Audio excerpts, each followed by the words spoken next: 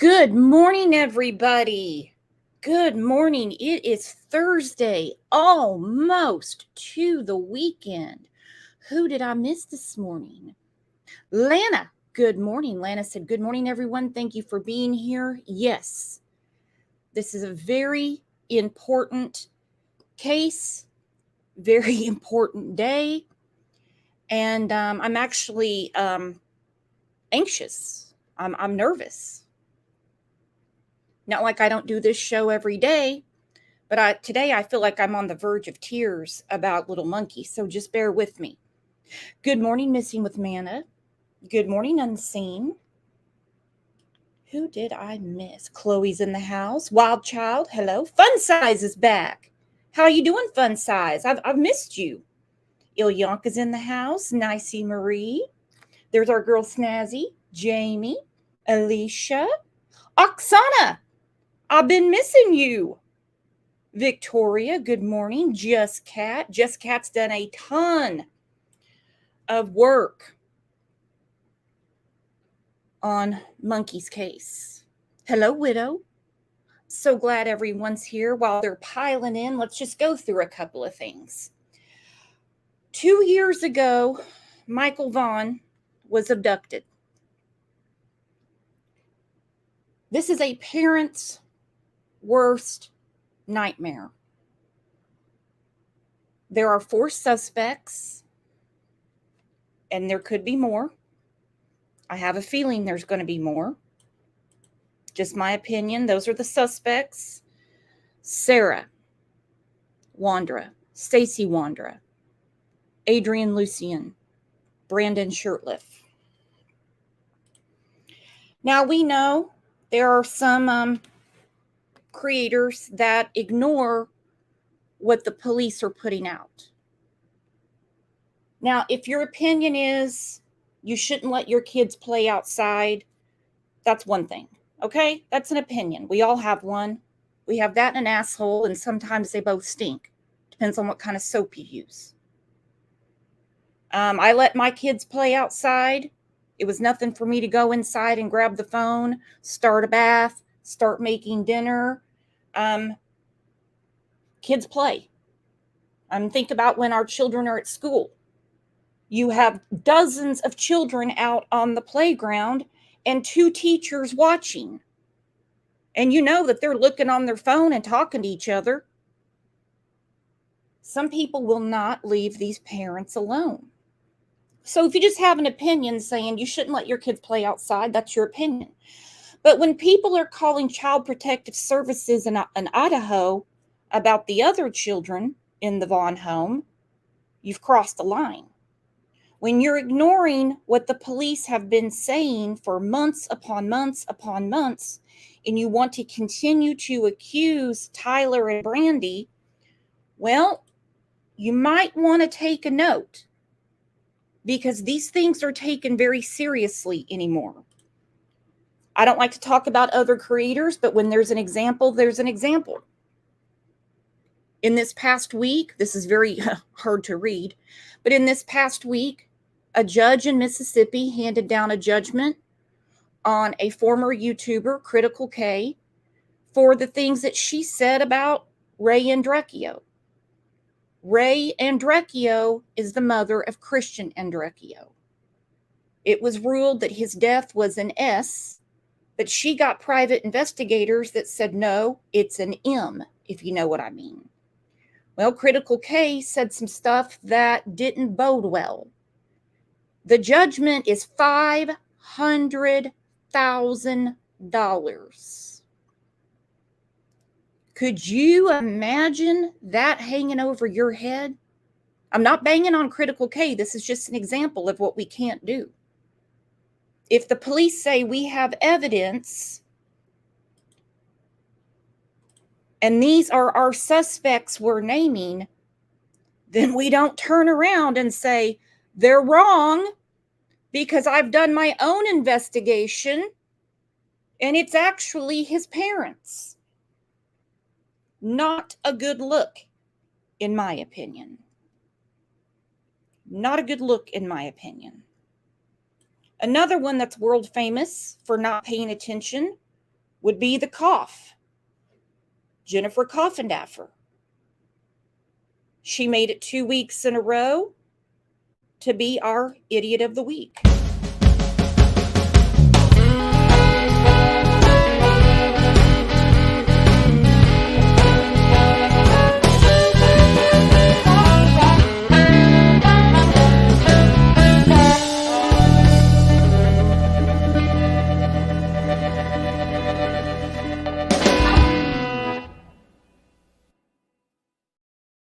Last year, after the press conference, not the press conference where they named the 4 suspects, but the press conference where Chief Huff said there's many persons of interest.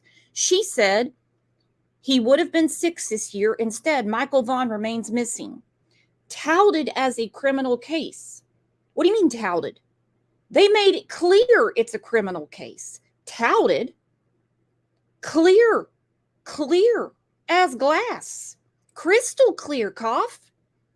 Ellie is no closer to solving than they were 365 days ago. What part of last year's press conference did you miss? Because I clearly heard Chief Huff say this. You know, I'm not going to really get into too deep on the persons of interest, but I will tell you there are multiple. Okay. Are there any people that you interviewed or searched that have been non-cooperative? Yeah, there have been.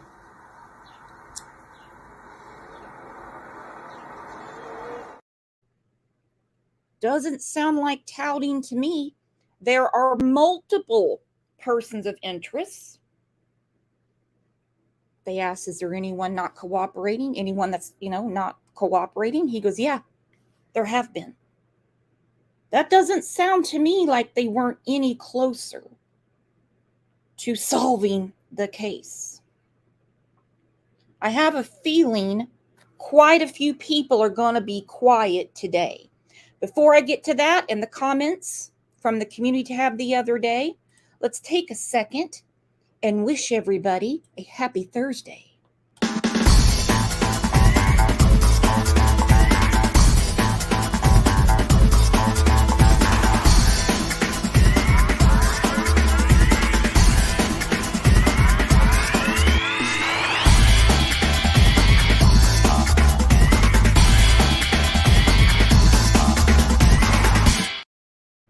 Welcome, and thank you so much for being here.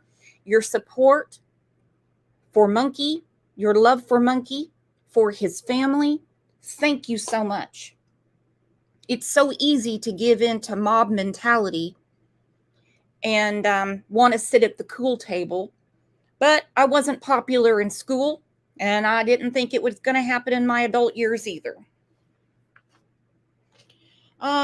Tracy Arias said, don't people have a right to ask further questions? People want Michael found. Absolutely. Dig in.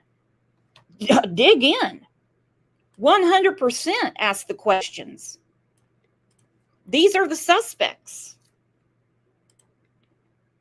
These are the suspects, according to law enforcement.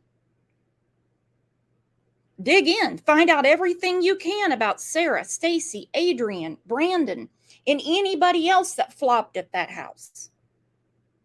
Yeah, dig in. 100%. Don't let Michael go away. I still think there could be other suspects. We'll get to that in a minute. I'm going to drop the link for Lana. If Brandy wants to come up, Kat, whoever. And I'm going to get to the comments.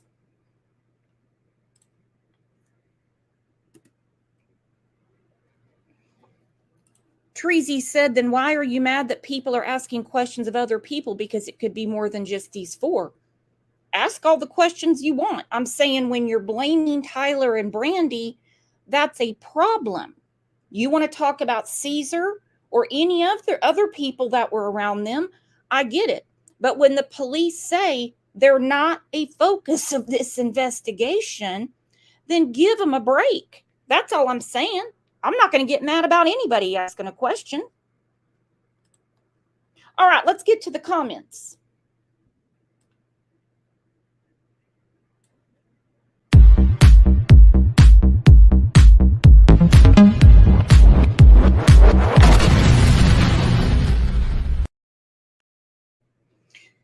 Uh-oh, we lost Lana. Okay, Brandy Wine 77 said, not a single day goes by without me praying for precious little monkey, for Brandy, for Tyler, and for their other children. I can't begin to fathom the grief they endure every moment of every single day. My thoughts and prayers are with you always and twice as much as tomorrow, meaning today. She left this yesterday. Smurf says, this has to be the worst thing to happen to any parent with a missing child, to not know what happened or knowing where they are. Please, God, send Michael home to his family. Aaron said, I'm so sorry for Michael and what Brandy and her family have been going through. No one should have to experience the ongoing torture of where and what happened to their little boy. And the monsters were right there. Yep. Brandy even put missing flyers on their door. Circlebox said, sad and evil folks. God bless them and we should pray for them. I have a hard time praying for them because God knows when I mean it and when I don't. But you go ahead. I totally encourage it. Good morning, Lana. Beautiful picture. Good morning. I don't know why my StreamYard photo seems to like rotate every time I grab a link. I think I have multiple pictures up now. But thank you. Good morning. How's everyone doing? Tough day, my friend. Tough day. And I couldn't imagine being Michael's family today, or being Fruitland police, or being the FBI that's investigating this case. Do we know what time the update is going to be from Chief Huff? Because I haven't heard. I do not know what time. I just know that it is going to be a statement put out on Facebook that they're not doing a press conference today. It's just going to be a written statement. Okay. Well, let's get to what the Argus Observer put out. This came out yesterday. Fruitland police chief says case of missing boy has been forwarded to the prosecutor. Huff only using Facebook to provide an update on Michael. Now this is a big update, okay? This is a big update. So everything's been forwarded to the DA. Yes, everything. Michael's entire case. That means everything, every tip, the whole path that they have constructed behind the scenes of what they believe happened and who did it has been sent to the prosecutor. So the next step is, as everyone knows really, is they review it and decide if they can find charges under Idaho statutes with the evidence that's presented to their office and either directly charge or go to a grand jury. Probable cause. I tell you what, that Constitution gets in the way a little bit sometimes. It goes on to say 2 years ago Thursday, Fruitland citizens and neighbors joined teams of first responder agencies in an extensive search for a missing 5-year-old boy. This included going through cornfields, row by row, inch by inch, as well as searching through neighborhoods and bodies of water. Michael Monkey Joseph Vaughan was last seen outside of his home on July 27, 2021. Early on in the case, his parents were cleared as suspects, with Fruitland Police Chief J.D. Huff saying they have always fully cooperated. They are not a focus of this investigation at all. Here it is from the horse's mouth. Again. I'd like to note that after a year-long thorough investigation, the family is not a focus of our investigation at this point. They are continuing to fully cooperate with us. in all of our efforts from the investigation standpoint. Today, as members of this community, we... Louder, louder. In November of 2022, the case took a major turn with Fruitland Police Department naming 4 suspects who were within a mile of his home at the time of his disappearance. Police believe that Michael was abducted and later died and was buried in the backyard of a house in the 1100 block of Red Wing Street. But after digging up that yard and another completely, Fruitland Police Chief J.D. Huff said there were no remains found. However, he said law enforcement officials believe the body may have been there and was later moved to another location, with samples that were sent to a lab. The results of those lab tests have not been made publicly available. During that time, Sarah Wandra, one of the 4 suspects, was booked into the Fayette County Jail on the felony charge of failing to report the death of a person. She ended up going to a state hospital for a mental evaluation and in March was deemed fit for trial. However, in mid-April, the Fayette County prosecutor ended up dismissing the case without prejudice, meaning it can be brought to trial again. This was days after he refiled old charges over a separate case related to a firearm for which she still remains in custody. This has happened in other cases where they don't want to start the clock. If they're already in jail and they've accelerated other charges, they'll hold back on the other. So I go back to Coffindaffer, who loves putting her 2 cents in on everything. She said, charges dropped against Sarah Wandra. Significant. The charges were dismissed on motion of the state, meaning the prosecutor who brought the charges is motioning the court to drop his charges. They weren't his charges, asshole. They were Sarah Wandra's. They even said, this does not change the course of the investigation. She knows how this stuff goes. She knows how this stuff goes. Well, she might not. I think she was just, pushing paper and delivering mail around the office. I'm not really quite sure what she actually did. What makes me mad about it is that people look at her as the all-knowing because she was in the FBI. So when she says things like this, they're back on the Brandy and Tyler train. And that's They are. They are. And she's been pivotal from the beginning in that. She's had now deleted tweets that questioned, the father, pointed fingers at Tyler. She was part of the original Discord that Brandy was on with online sleuths to help find Michael. She lent her legitimacy to that. She is shady as they come. I just don't get it. I can't figure it out. The case was dismissed against Wandra. Huff told the newspaper it didn't change anything. He said Wandra, along with her husband Stacy Wandra, remained suspects. The same was true for Adrian Lucian and Brandon Shurtleff, who were said to be living in the Wandra's home during Michael's disappearance. Stacy and Sarah remain in jail on other charges. And so as we move forward and the prosecutors start going through 2 years of evidence, we'll see what happens. I don't think anything's going to happen today. These things take a long time, a very long time. They do, and it's a small county, with less resources than others. I don't have a single clue how many staff they have in that office to, assign to something like this, going through evidence.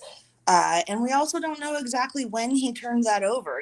Chief Huff did mention in another interview, I want to say 3 or 4 months ago, that he was about to hand the file over. So just because he confirmed this week that he has handed it over, we don't know how long their office has had it. Right.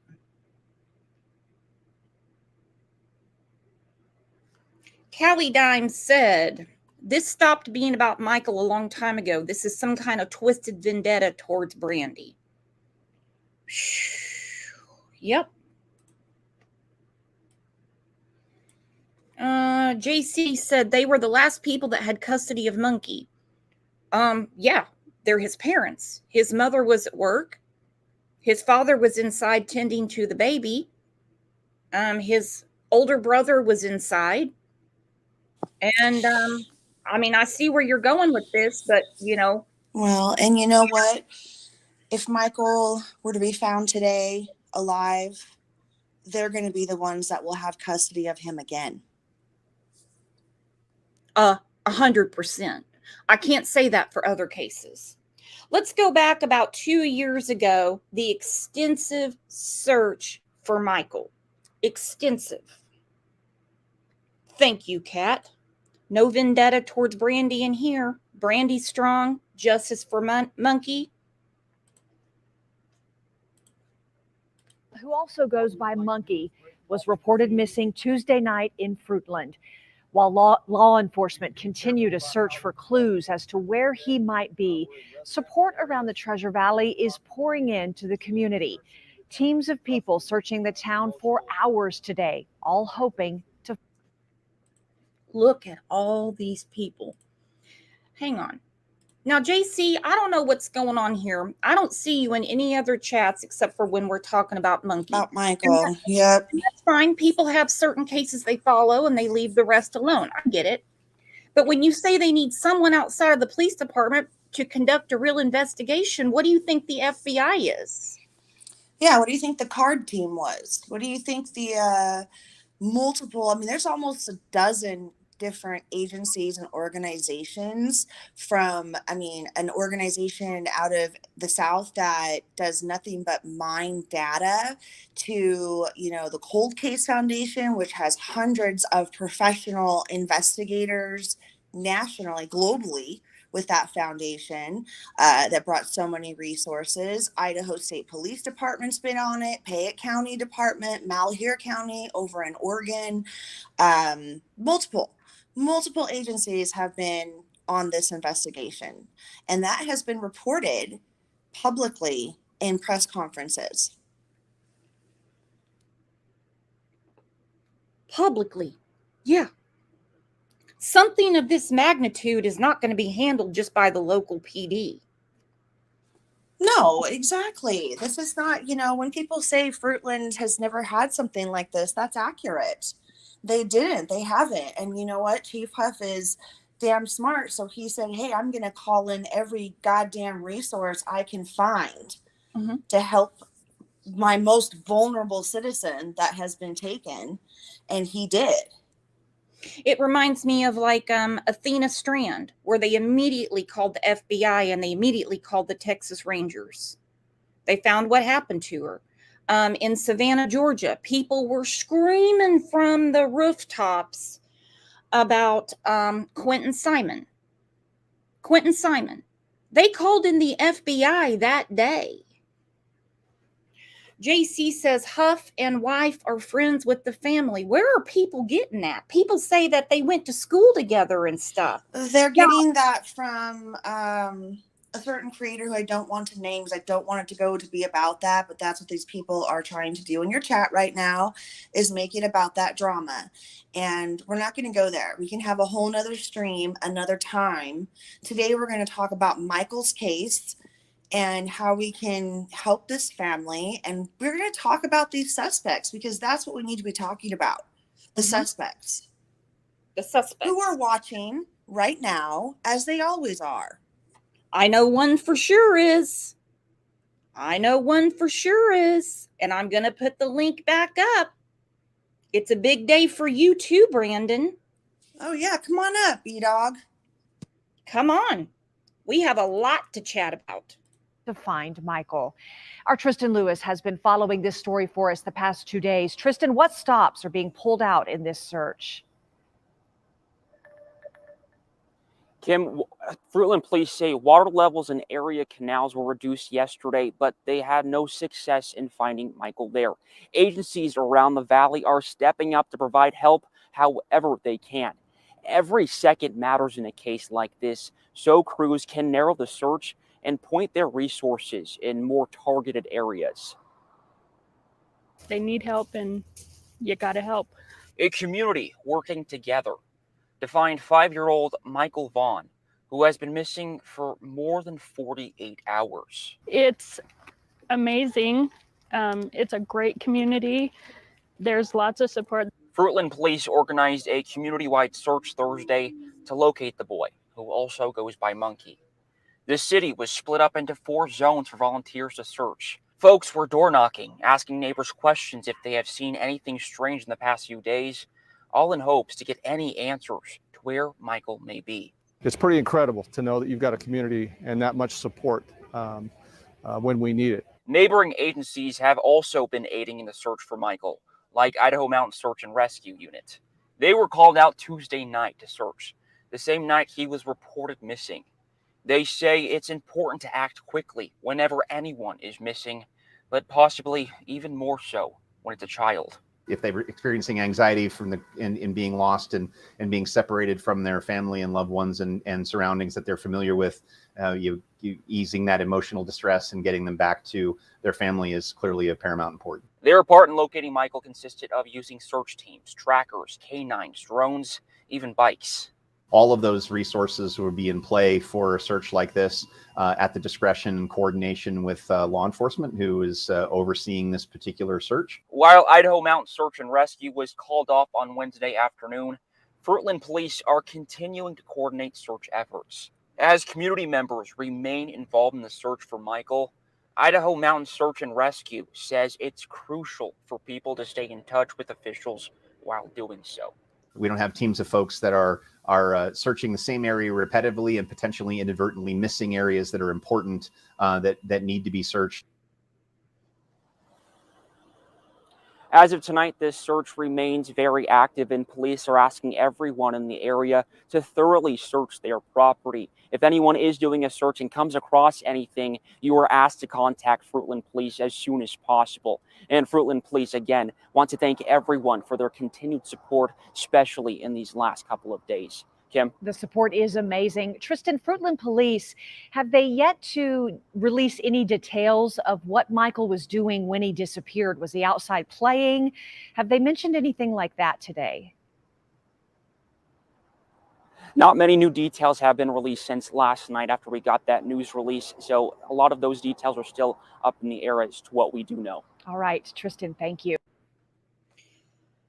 And not to be grim, but part of the problem, as we've seen from other cases, is when they don't have the victim, then sometimes they want to hold back on prosecution because it's hard to prove to a jury that something happened. They have to have a lot more. Oh, Brandy's here. She said she's here listening. Brandy, if you want to come up, let me know. Let's all tell Brandy hello. Give her a warm, warm welcome, because this is harder on her and Tyler than anybody. Good morning.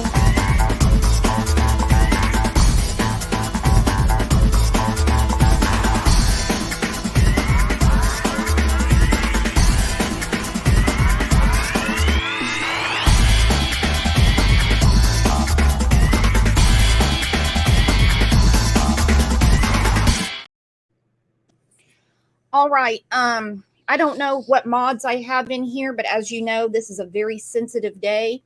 Brandy is listening. Tyler's probably listening. And any insensitivity or blaming them, he's always been very open and has answered questions. So let's just keep it as cool as we can for Michael's family today, please. Please. Yeah, please. I mean, there's a few people, it's just crystal clear who you are, and you can just exit stage left. We can have that chat another time. I mean, I know Brooks has extended multiple invitations to have debates on facts that have been declined. So take it over there to another stream. Today, we need to focus on what happened to Michael 2 years ago on this date, how we can help support law enforcement, how we can continue to get information out about these 4 creeps that took him, and how we can support his family. How we can support his family. Brandy was kind enough to share this with us the other day.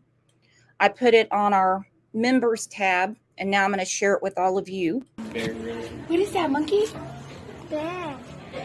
What is that? Hi. Hi, Bear. Hi, Bear. Hi, baby. All right, where'd he go? Oh, he went back the other way. Hi, Bear. I was instantly bawling when she sent that to me. Oh, yeah. Monkey is such a sweet little boy. The more video clips we get to see of him that the family so graciously shares with the public, because they don't have to.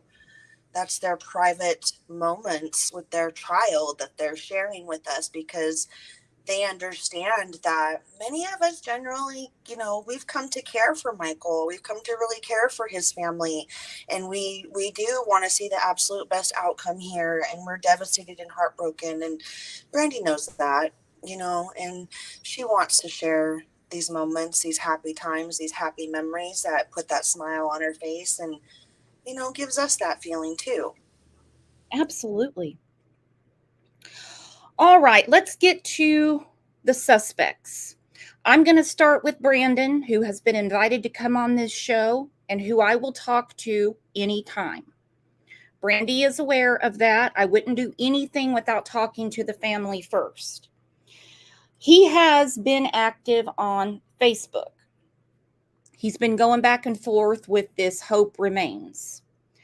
And, he doesn't exactly have the best grammar, but it's all right. We're going to get through it. I mean, he looks like an English professor compared to Candace Wells, so we're all in good hands here.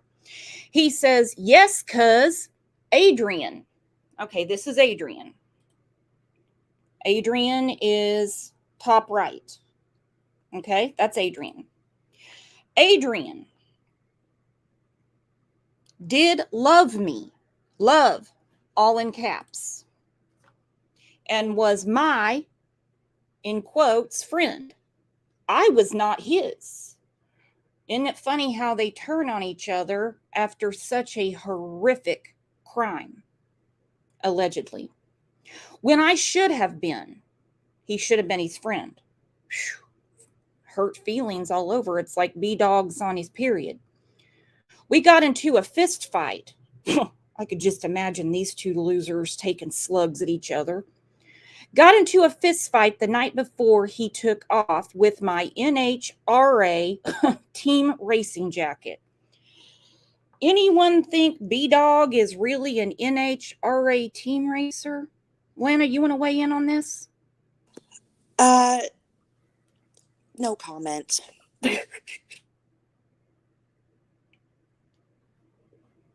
I got called out for fat shaming on the last show, not by anybody in here, because I showed a picture of Stacy and Sarah with a hamburger, and I'm like, no, I'm child abuse shaming. Big difference. Okay, so he's saying that Adrian took off with his NHRA team racing jacket. I don't think we're going to see B-Dog on ESPN anytime soon. I was robbed and kicked out into the streets where I come from and belong. That is all. 100% love you, world. I pray they find him and harm, because if I find out anything bad happens, I will kill the individual or individuals responsible. They'll be shot by a 9mm. Oh my On God, working with Fruitland PD now. Be advised. No, you're not. No, you're not. He's not. He is not working with Fruitland PD. That is a lie.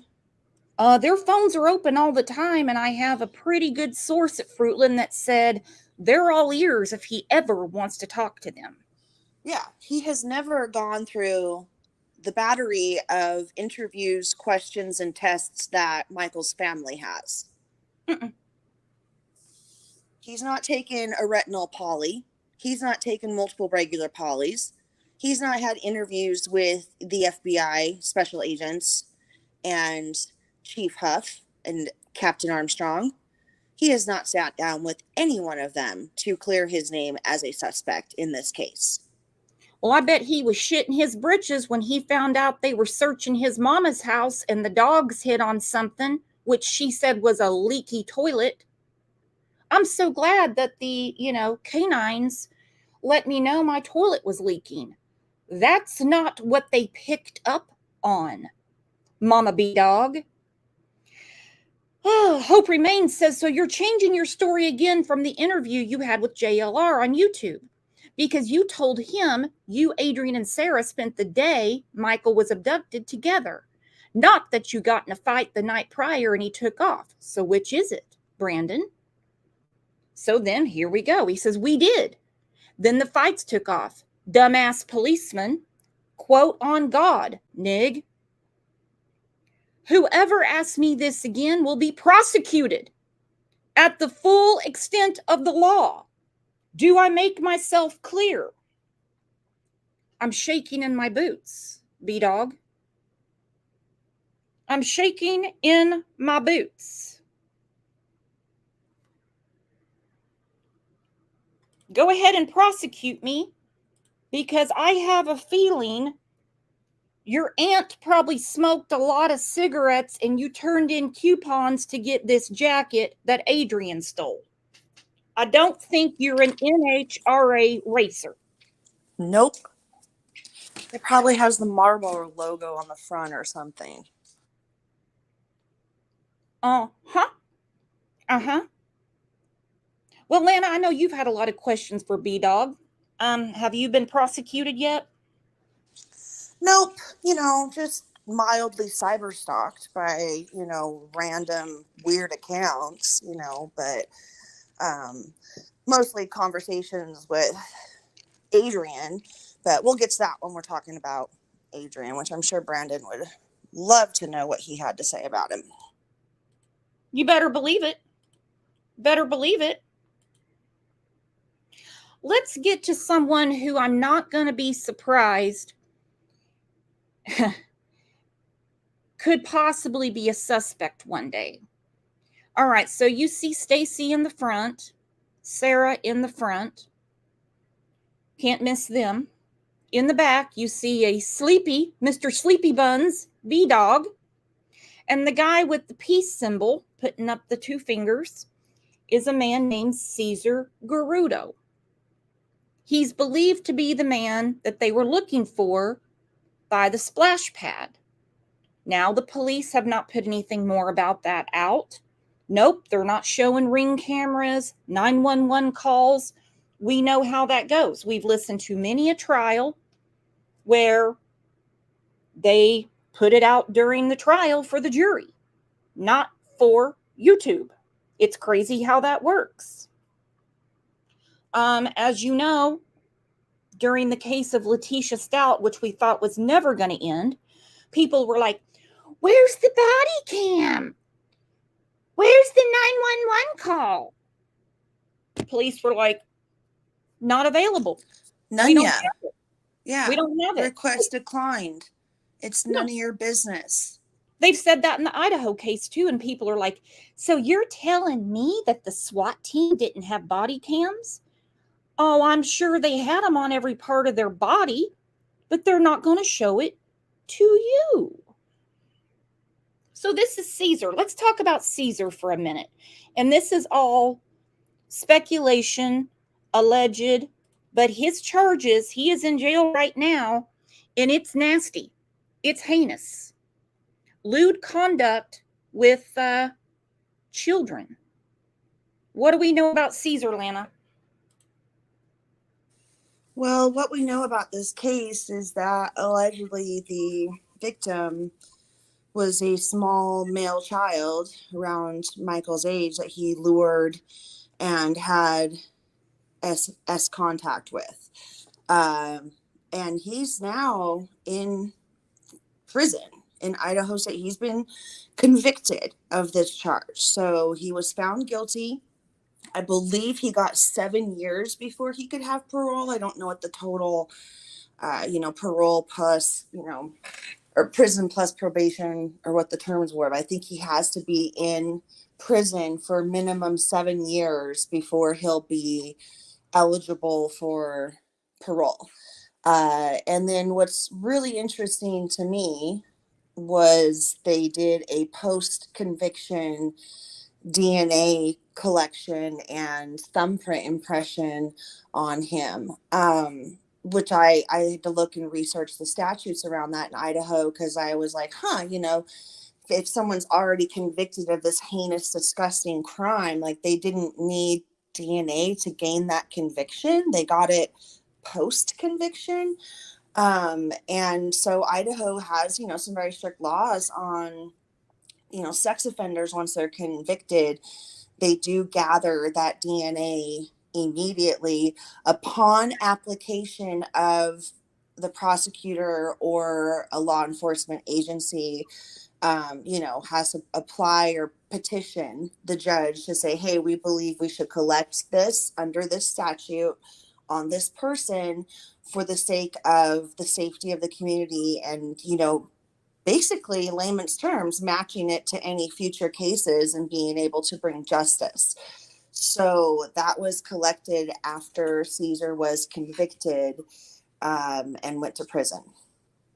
Yes, CKRN. He was out when Michael went missing. He is believed to possibly be the man walking by the splash pad. If you recall, there's an image that I'm sure Brooks will be able to throw up soon, that was put out by police of a man walking by the splash pad that was unidentified. So they think now maybe that might have been Caesar. Hang on, I'm putting it up right now. It was so grainy. Yeah. No one, and I mean, I saw multiple people across Twitter and all kinds of platforms work on this image and try to, do their magic. But this was, the best image that anyone was able to get. And it does kind of resemble his build. Police, I think they have said, Brooks, correct me if I'm wrong, that they believe they've identified this person, but they have not said publicly who they believe this person to be. I think that will come out in future, trials. Well, they look pretty similar to me, and the thing is he's not in a position to where he can't bargain, because he's already behind bars. Mm-hmm. Same with Stacy, same with Sarah, and we're trying to be as patient as possible now that the DA has the file. If Brandy and Tyler, if they have to live with this every day, then all we can do is live with it with them, because I can't imagine what they're going through. I can't imagine. They're in a very, I don't know the word to it. It just makes me feel low and hollow. And I think that's really because that's kind of where they are and how they feel, low and hollow. And yeah, they are just trying to patiently wait while they go through the normal routine of summer, with 3 active children and jobs and a new puppy, life, 2 years of life that has gone on without Michael. And they have to still do that while they wait with the rest of us for some sort of answers. Well, I know some people, have said, well, if, Brandy and Tyler are innocent, then why don't they sue these YouTubers that keep accusing them of doing it? Well, I'm not going to judge a family that's going through this, just like some people are being very judgmental in another case in Idaho about Ethan Chapin's family, saying, well, they said they're not going to go to court or anything.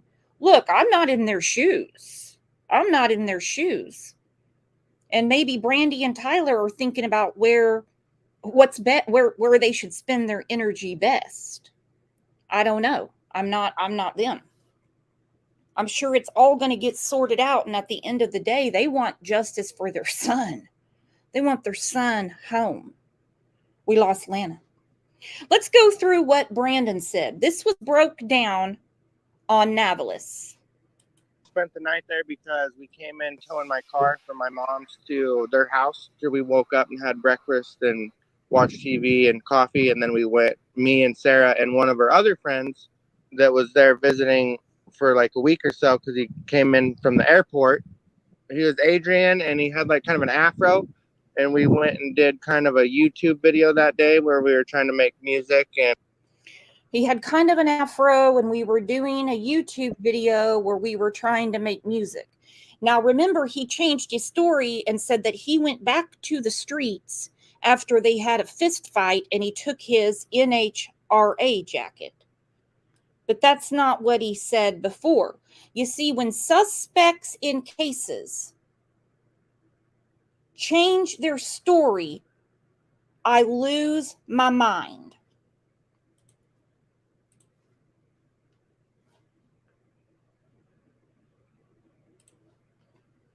And kind of like a car crash scene. And we were hanging out with him doing that earlier. And then earlier, this was a very, very busy day for B-Dog, Adrian, and Sarah. Stacy supposedly was just kind of a couch potato that day. But we heard Applebee's, the mall, had to go all the way to Brandon's mother's house to get water because he didn't like their water. Well, and then Popeyes and hauling a car or something. Hauling a Mercedes over for the taxi business. Then, right after Michael disappears, they go get milk. They went to a convenience store to get a jug of milk. Yeah. Now, who's caring about, was she making mashed potatoes? For Stacey, yeah. They got a big pot of mashed potatoes boiling. And they went to the convenience store. Now, you guys know as well as I do, when you go to the convenience store and buy a 2-liter of pop or milk or anything, you're going to pay double. But they had to have that milk. Monkey drinks milk. After that, me, Adrian, and Sarah went to Applebee's, where we dropped him off there after me and Sarah got a chicken sandwich and a soda pop over there at the Popeyes. Sarah took me to lunch over at Popeyes, and she was going to buy a sandwich for me, Adrian, and her, but he said, my family's here, I want to see him, so I'm going to go to Applebee's and go over here and have dinner with them, or lunch with them real quick, and then give me a little bit of time to do that, and then you guys come back and get me. We did that, and in the meantime, me and Sarah were bored just kind of driving around the mall. Just kind of driving around the mall because you're bored. I still question that there was ever any lunch meeting at the Applebee's. And I guarantee by now, law enforcement already knows if there was or wasn't. Right. Well, one way or the other, they've confirmed that. Well, any conversations I've had with Adrian's family don't confirm that they would go out of their way to go have lunch with his ass. What do you think, Lana? Yes, I can weigh in on that as well, Brooks, because I have been, Adrian's father has reached out to me offering prayers to the family because he saw his son's face on the posters that we made, and people were putting them, like on his public posts under the dad. So he reaches out to me and is like, hey, I have zero contact with my son. I don't have any contact with him for good reason. And he's like, and I, appreciate this is happening, but, please basically don't target myself because I want this little boy to be found. I don't, know my son anymore, which is really kind of sad and heartbreaking in a way. It made me think about having adult children and not being in contact with them if they were making life choices of this nature, so, but yeah, I don't see him meeting up with any of them at Applebee's for spinach dip and chicken wings. No. Riblets. And I'm telling you, when these suspects have an unusual day, the day of a disappearance, we've talked about it with Megan Boswell, Leilani Simon. We've talked about it with Letitia Stout, Candace Wells. Now we look at Sarah, Brandon, and Adrian that had a very unusual day. They had, stacked to the nines. And on this extremely unusual day, they go to get milk. As they said, they were searching the fields and going down to the river looking for Michael. Right, with Carson Starkey in his truck with the floodlights, remember? He said he grabbed his neighbor with Carson with the floodlights, and they were going to go help. They were going to go help look for Michael, and in the middle of this, they decided to go to the convenience store and get milk. Now, who needs a big old jug of milk when you're looking for a 5-year-old? Anybody? It's one thing if you're like, yeah, he'd already gotten water from his mama's house. Right. Unusual, like you said. And we didn't know what to do, so I drove back over to my house to get a water bottle and fill it up with water to bring back over to their house because I didn't like their water. And then so he went about 40 miles out of his way to fill up one water bottle to go back to their house. We went over this. Yeah, correct. We went over this in a previous live for anyone that's not been on that's new in chat. Because like one of the first times you played this clip, Brooks, I think I came up and because I live in the area, explained to you and everyone geographically, he makes it sound like he's just hopping around the block, but he's not. He's driving all over the Treasure Valley. And so to go to where he said he was going to get water, his mom's house, he went 40 minutes the other direction from Fruitland. So way out of the way to get water, multiple gas stations and places to stop and get water. Yeah, there was plenty of places. Hell, he was at Popeyes. They have filtered water right there. Why didn't he get a cup and get some water from the fountain? He had to go to his mom's house, and please don't forget. I'd love to ask him that if he ever came up. Come on up, Brandon. These are very easy questions to answer, and I know you're in here.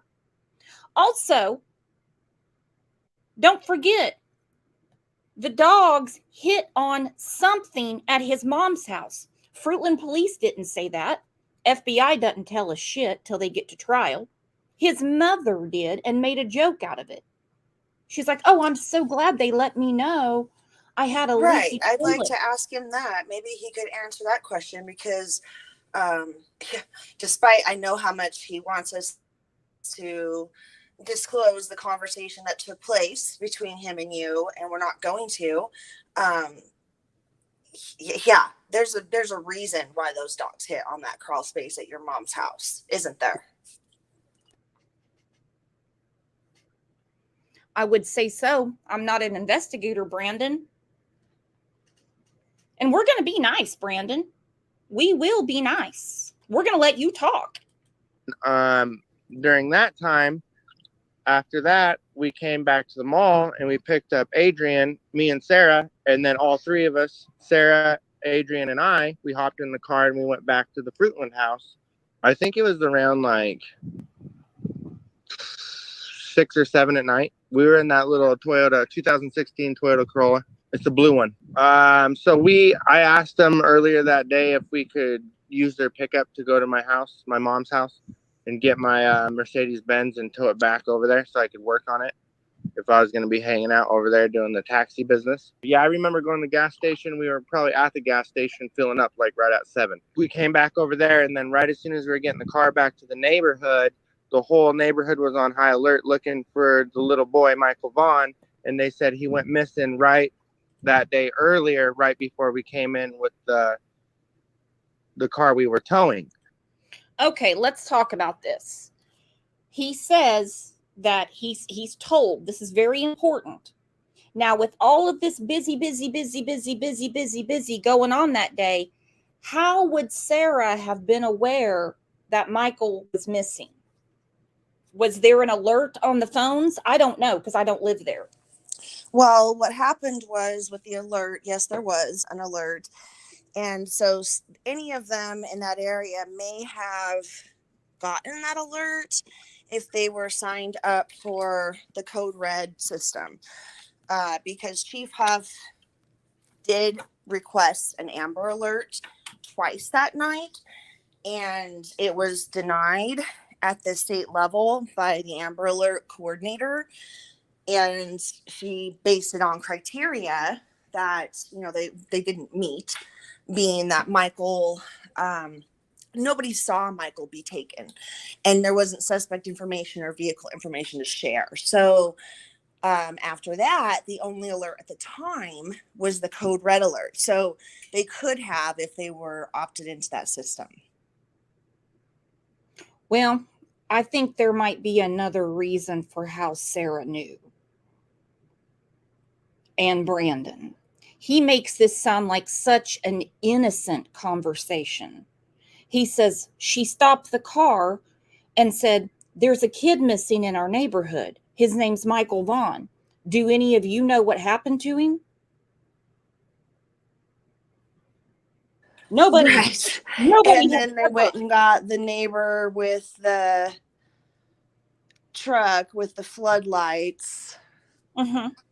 Because that's what they were going to go do, to go help find Michael Vaughan, you know, because that's when they just first heard his name ever previously. And got a jug of milk.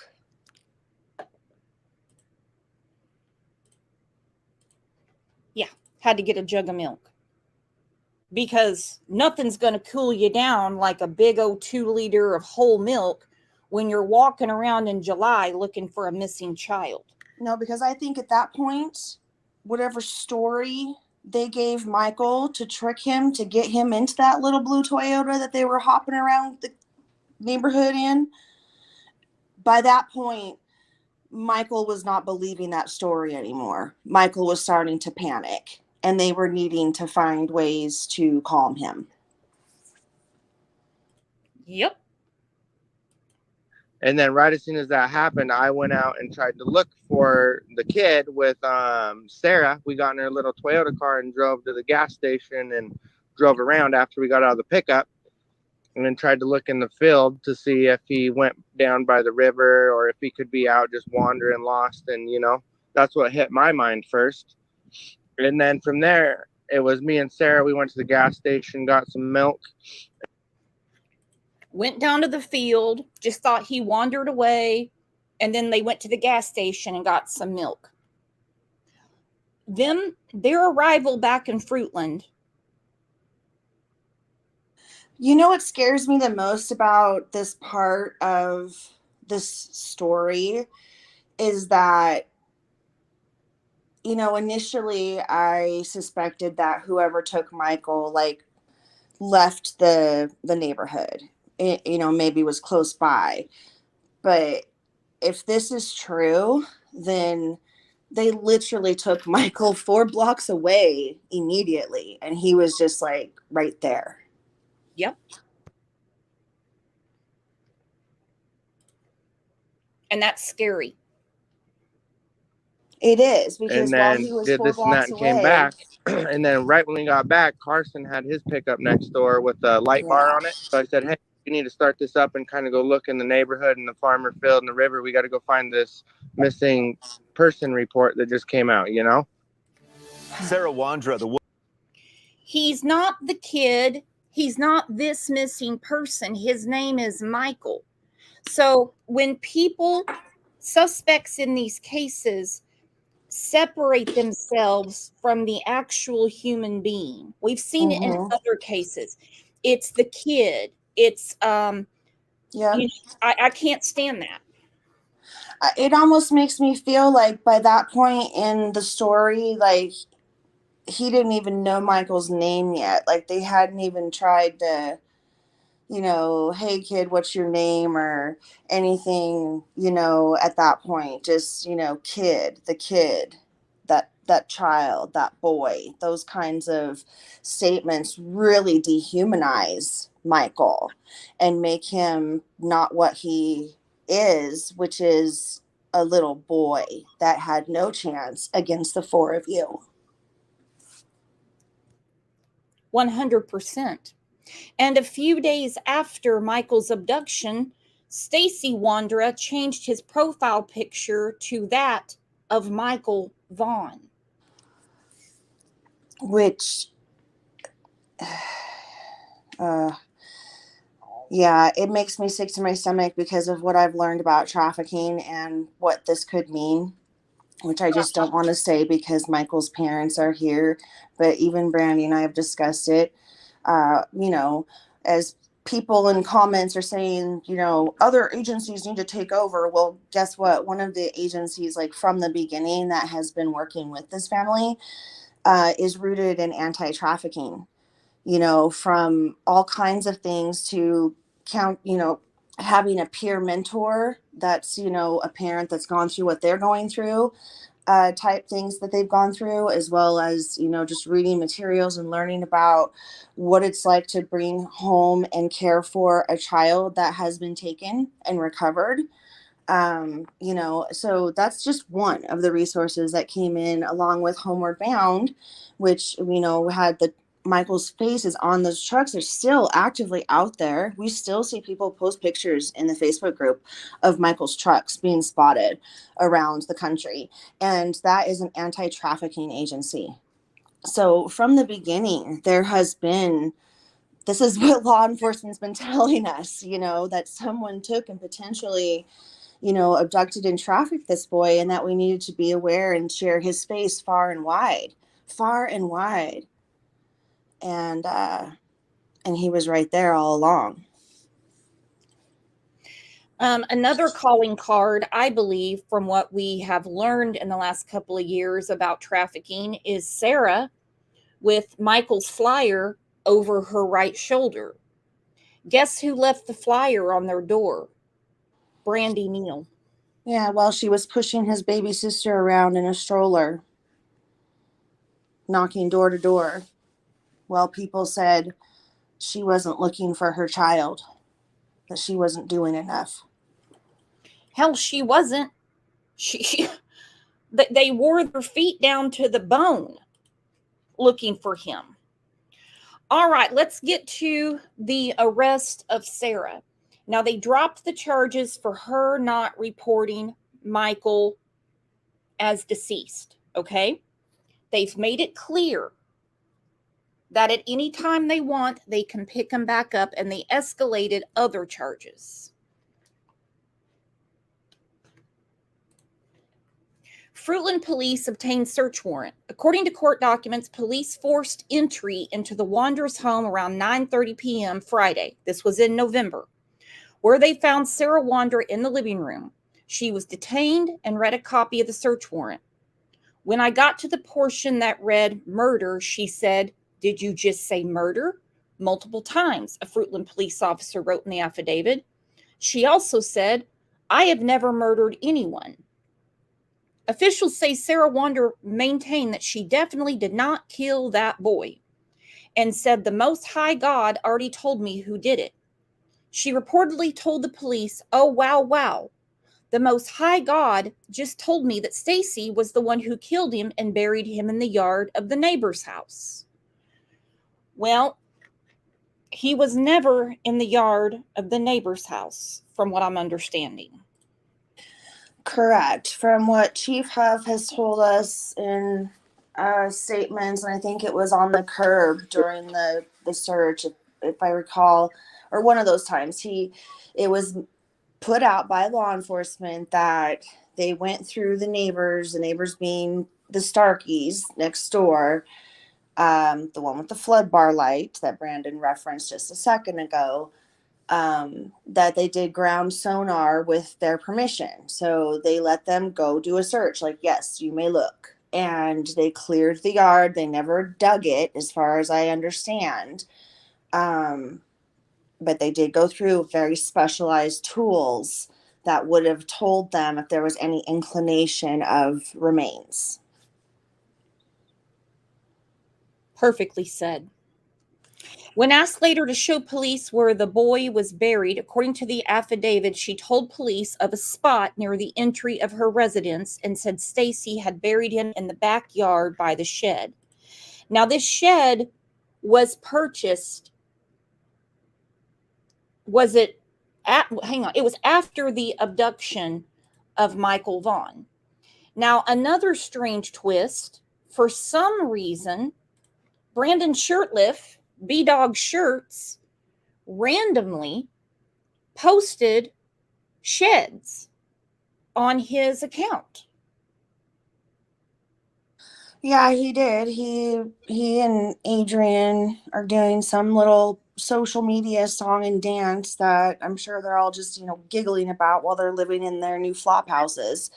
But at the time that the shed was being really focused on, after they had moved the big equipment out, because they'd already excavated multiple layers of the yard down and moved that dirt off to the specialized lab, and they said they were going to go in around the shed the next morning with specialized tools, and they did.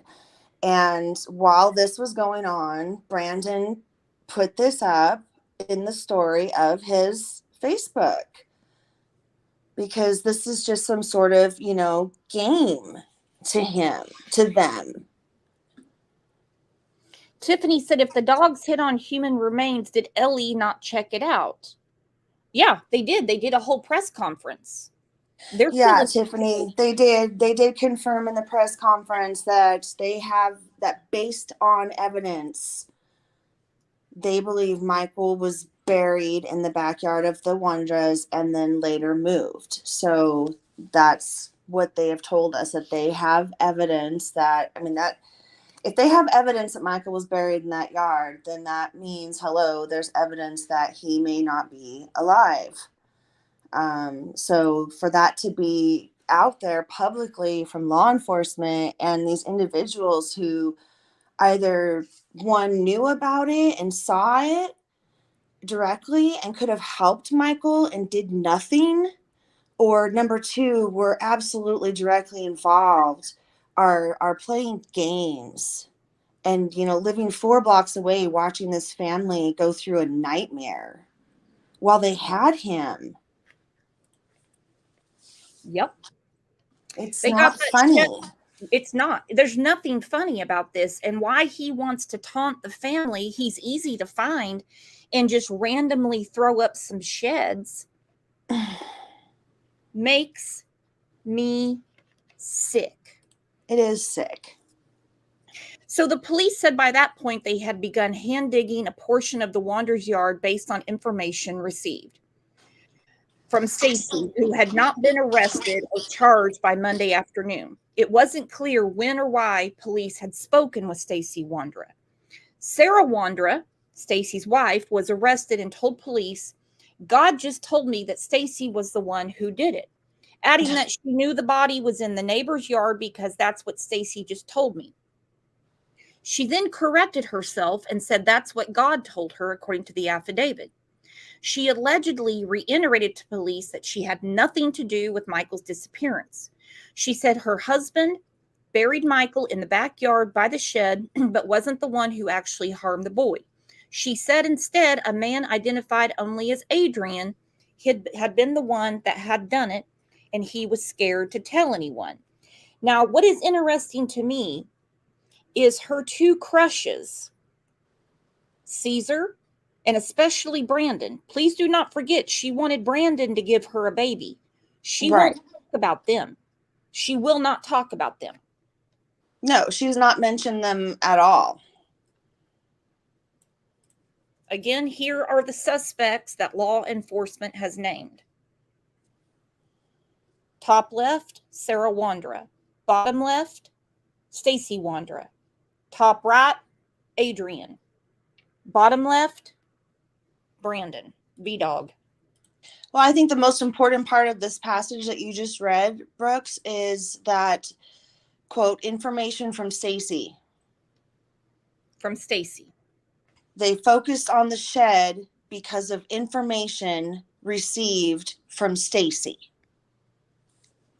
Mm-hmm. Crystal said, what is that he posted? You mean Brandon? Hang on. Brandon, just out of the blue, posted a bunch of sheds. How much you can buy them for? It looks like one is $14.99. Yeah, just an ad, random ad for different prices of sheds is what he put up in his Facebook story. So, you know, yes, Lil Wing, Brandon's mom lives in Idaho. She lives in Kuna, Idaho. So they did make contact with Brandon and Adrian. Sarah and Stacy are in jail on charges not related to Michael. But remember, the DA has the case file now. This has been such an intense investigation. Into missing 5-year-old Michael Vaughan of Fruitland. Fruitland police say they have made contact with the men who may have information about Michael's remains. Last week, they asked for the public's help locating 30-year-old Brandon Shirtliff of Kuna and 32-year-old Adrian Lucien of Toledo, Ohio. That is Lucien there, and then that is Shirtliff. Both men were staying at the home of Sarah and Stacy Wandra on Red Wing Street when Michael disappeared back in July of 2021. Fruitland police say they are working closely with the Payette County prosecutor as they continue to investigate. Fruitland police also announced today that they searched the backyard of a home next to the Wandras on Red Wing Street, but say they found no indication that Michael had been there. Police previously searched the home of Sarah and Stacy Wandra. This is video while that search was going on. Police Chief J.D. Huff says he is confident Michael's remains were on the Wandras' property but were moved. Sarah Wandra is currently charged with failing to notify the coroner of a death. However, Michael's body has not been found at this point. And police are still looking for any information about Michael's disappearance. If you have any, you're asked to contact the Fruitland Police Department at the number on your screen. That's 208-452-3110. Brandon, enough is enough. You need to call this number at the bottom of the screen, 208-642-6006, Brandon. Well, yeah, before Adrian does, because, you know, Adrian's out there trying to sell his story. You know, he wanted $5,000 for an interview to talk about what happened that day because he's claiming he's been set up, and all of this has been what I've received from Adrian has been turned over to LA. So just FYI, because we know Brandon's listening again, but yeah, he's trying to sell his story. And my response was, you know what? There's $52,000+ sitting in a reward if you call this number and you have information that can lead to where Michael is. But, you know, he's claiming, you know, he's being set up. He wasn't, you know, involved. He was just, you know, some rando innocent person renting a room that Alexei, the Twin Falls Russian, rented him. Some stupid story. And he as well, just like we said with Brandon and Cece and Sarah, has not gone through the battery of questions and tests that Michael's family has gone through. Adrian is not cooperating. He is also hiding out and running around and trying to play these social media games. Social media games, exactly. Now, this has nothing to do with Michael's case, and I'm going to ask Brandy to turn it off. Don't listen to this. But I have listened to this a couple of times. And WFAA spoke to actual SOs, and they explained their targets. And it's a hard listen. So if anybody needs to get out, I understand. Getting some answers from actual child predators. News 8 investigator Charlotte Huffman joins us now to kick off a month of WFAA originals. Charlotte? Izzy, we wanted to know, how does a predator earn a child's trust? How do they prey right under their parents' noses? Those are the heartbreaking questions from the families of so many victims. Tonight, we're hearing the predators' unsettling stories about how they would protect children from themselves. I took her innocence. I took her ability to be a child. And that was not mine to take. In fact, it was mine to protect. Too often, the people trust. And please do not believe these SOs when they say they're reformed and they have changed their ways. You can't reform these There's people. no reform. There's none with this. It is not, I know there's certain groups trying to push an agenda that pedophilia is a mental illness. It is not that. It is evil, pure evil. Pure evil. And so when they try to act like they have found God and that they're not wired like that anymore, no. State of Florida has already said they cannot be reformed and they're going to death row. It's on the books now. It's going to go through the Senate in Texas and in Oklahoma. Thank goodness. You don't get to live on this planet if you pull shit like that. To protect children, choose to prey on them instead. Did you know in your head at the time that what you were doing was wrong? Yeah, absolutely. This is a North Texas man who sexually assaulted a child. So you guys had sex? We had a sexual relationship, yes. He went to... Okay. See, this is a classic ped. We had a sexual relationship. You see, a 6-year-old and a 42-year-old cannot have a relationship, my friends. No. No. These people make me so damn mad. And the people that take up for them, exactly. No, I'd put them in jail for just cause. Right. Prison. Now, years later, he's agreed to tell us the secrets of predators as long as we hide his identity.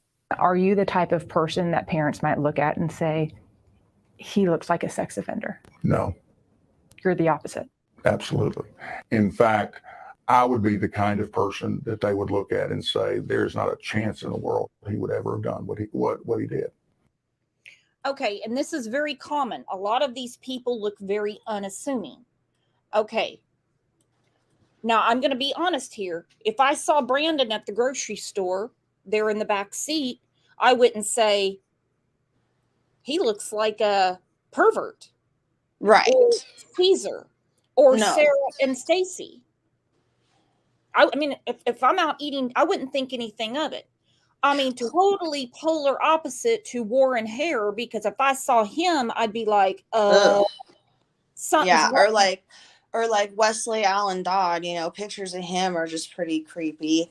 But yeah, no, they are often, more often than not, people who are unassuming in your neighborhood. And that's where we're trying to learn, about it more so you can identify it, as a parent, so you can know what to see and what the signs to look for these flop houses, because they do just kind of creep in right in the middle of your neighborhood and target your family.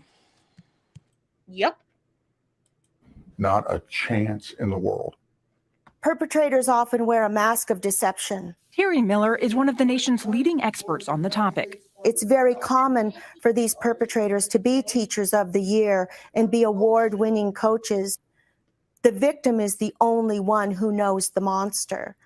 I wanted to be the next.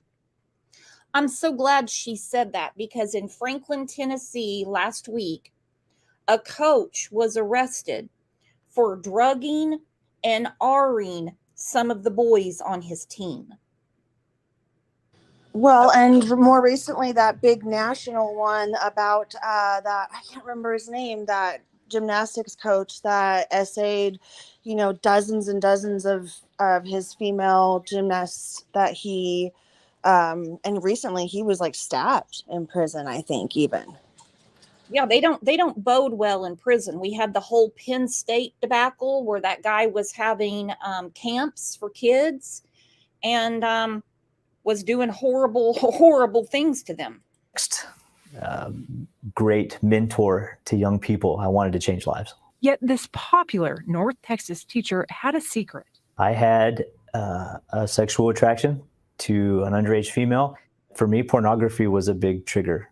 He sent explicit nude photos of himself to a student. He was later convicted of indecency with a child. The act itself is about as close to unforgivable as you can get. In each story, the predator, the victim, and the ending are different. But both offenders say their stories and the many others like them always start the same. It's what we refer to in counseling as grooming your victim. Grooming is the common practice of breaking down a child's moral fibers. They first rape the child's mind and in order to rape their body. The predators say the first step is isolating their victim. Creating opportunities to be alone with her, apart and separate from the group, on the bus, sitting together all the time. Then they work to earn their victim's trust. You become the child's confidant. You become the child's confidant. You become their all in all. You become the one that they look to as the one that is going to provide their answers and give them their guidance. So when a child's trust, it becomes easier to push the boundaries. That's correct. Most often, they use texts and Facebook to do it. So you allow sexual subject matter to be talked about, perhaps. You're open to sexual questions. And of course, then you start to push the boundary a little farther. Like, is that something you're interested in? What do you like in those situations? What did you do or say to make sure that her parents didn't know or suspect anything? Lied continually. We would sneak around and find ways to meet at the mall or meet at the movie theater. When we became sexual, that's when everything went into protection mode. Okay. See, again, these people cannot change how they are. It's not a mental illness. It is of the devil.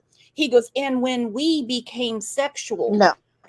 No, you were grooming this child, taking her to the movies, buying her toys.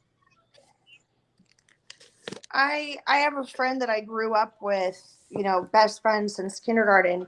And later, like in junior high, when we were like around 12, 13 years old, she shared with me about having been molested from 2nd to 5th grade by a neighbor that was a neighbor completely unrelated to their family. And they all called him Grandpa and were really close to him. And he isolated her out and would buy her more presents than the other kids and, things like that. And bless her little heart, in 2nd grade, he also later, because what was happening at that time in junior high, he was going through trial. And so things were coming out, and she was sharing them with me that it had started because they were LDS, and so was the quote grandpa. And she had asked him about the undergarments, a question about the, what's often called like the Mormon underwear, the undergarments that they wear that are, very sacred to their religion. And she asked him a very innocent question about it. And he had, it had come out that in his mind, he took that as a sexual advance from her in Disgusting. 2nd grade. Disgusting. This guy is trying to act like he has changed, but as you can tell, he goes, we began a sexual relationship. When we became sexual, that's when everything went into protection mode. No, Children cannot consent. And I don't know why these sickos, when children are inquisitive, they ask questions like you're talking about your friend right there, why they think that these children are making a pass at them. Right, exactly. That a little, I mean, how old were we in second grade? 8, I think, right? 7 or 8, 7. little 8-year-old little girl that's asking about the garments and if you wear them also and what they mean. No, that's sickness. That's evil. We've got to hide this. We've got to keep this secret. The conversation we had was difficult to hear, but listen as he gives advice to parents everywhere. If a parent sees their child spending an inordinate amount of time with a significant adult that is outside the family, that is something to really spend some time looking at. If your child themselves starts talking about another significant adult in ways that you're going, I didn't realize you guys were that close. Any attempt to gather favor, connection is a part of that grooming process. They say the number one deterrent is an adult who monitors the child's electronic communication. Because this whole situation thrives in secrecy. It will never survive in the midst of the light. Well, if you notice that we did not interview any female predators, let's be very clear. It's not because there aren't any, but because they wouldn't agree to an interview. If you want to learn more about the red flags of grooming, tap the WFAA original. Makes me barf. I mean, I throw up in my mouth with these people and these damn DAs. If you violently are a grown woman, you get life. But a child, you're out in 7. Make it make sense. Can someone help me here? I am so sick of children in this society being devalued. Exactly, because I think about, some of the things that you teach your child if they become separated from you, in Walmart or, things like that. And I was even taught, to look for children, look for a mom, with other kids. And nowadays we're learning that even those women are involved and often arrested in trafficking rings. I have a friend who lives in North Dakota who works in trafficking, and she's an author, and she shared a case with me that it is currently ongoing, so can't say much about it, but it's a county assessor, and it's a woman who was using her position to target families to traffic the children. It's disgusting, and I do not know why we have all these pearl clutchers out there saying, this is media propaganda. This isn't going on. Probably just in Africa and Honduras. California, Texas, and Florida have very high rates of trafficking. So there was a recent, I can't remember the young girl's name, who went missing from, I believe, Utah, and was found in northern Montana. And it was said in a couple of articles about Montana becoming a higher area for trafficking across the border up there. And I was like, oh, that's interesting, because, bee dogs up there in Montana right now. But she was found safe.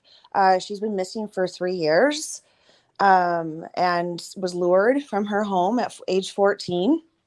So, yeah, it's everywhere, people, everywhere. Mm-hmm.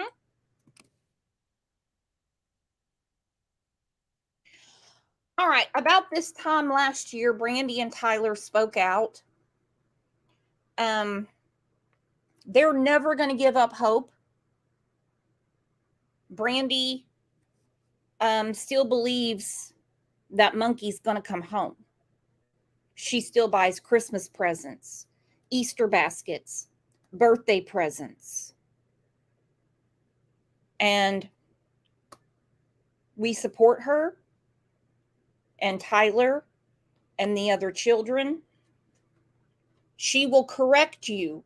When the first time she talked to Chris McDonough and he used past tense, she corrected him just like that. She said, you mean no. She wasn't shitty or anything. She doesn't want to hear it. News at 10, I'm Doug Petcash. Wednesday will mark 1 year since the community of Fruitland's world was shaken when a young boy named Michael Vaughan went missing.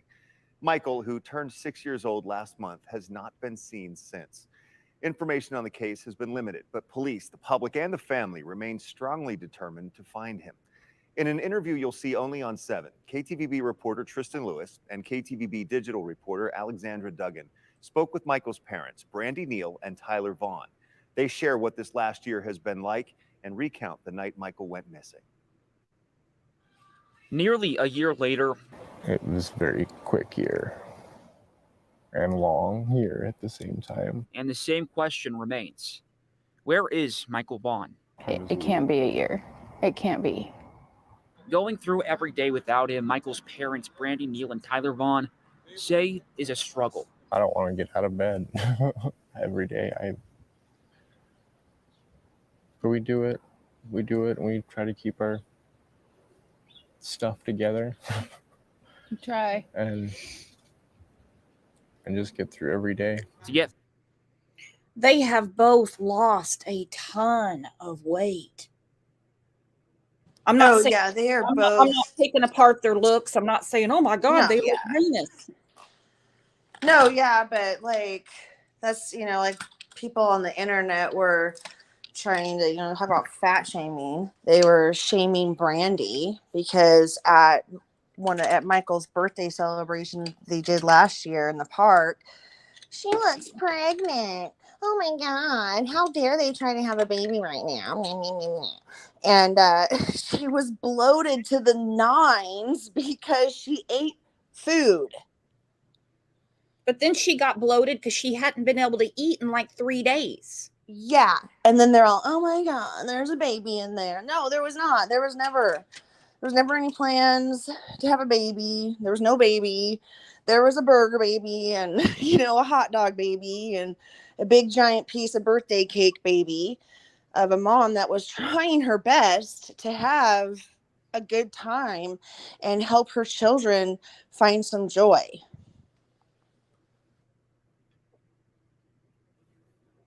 For the kids.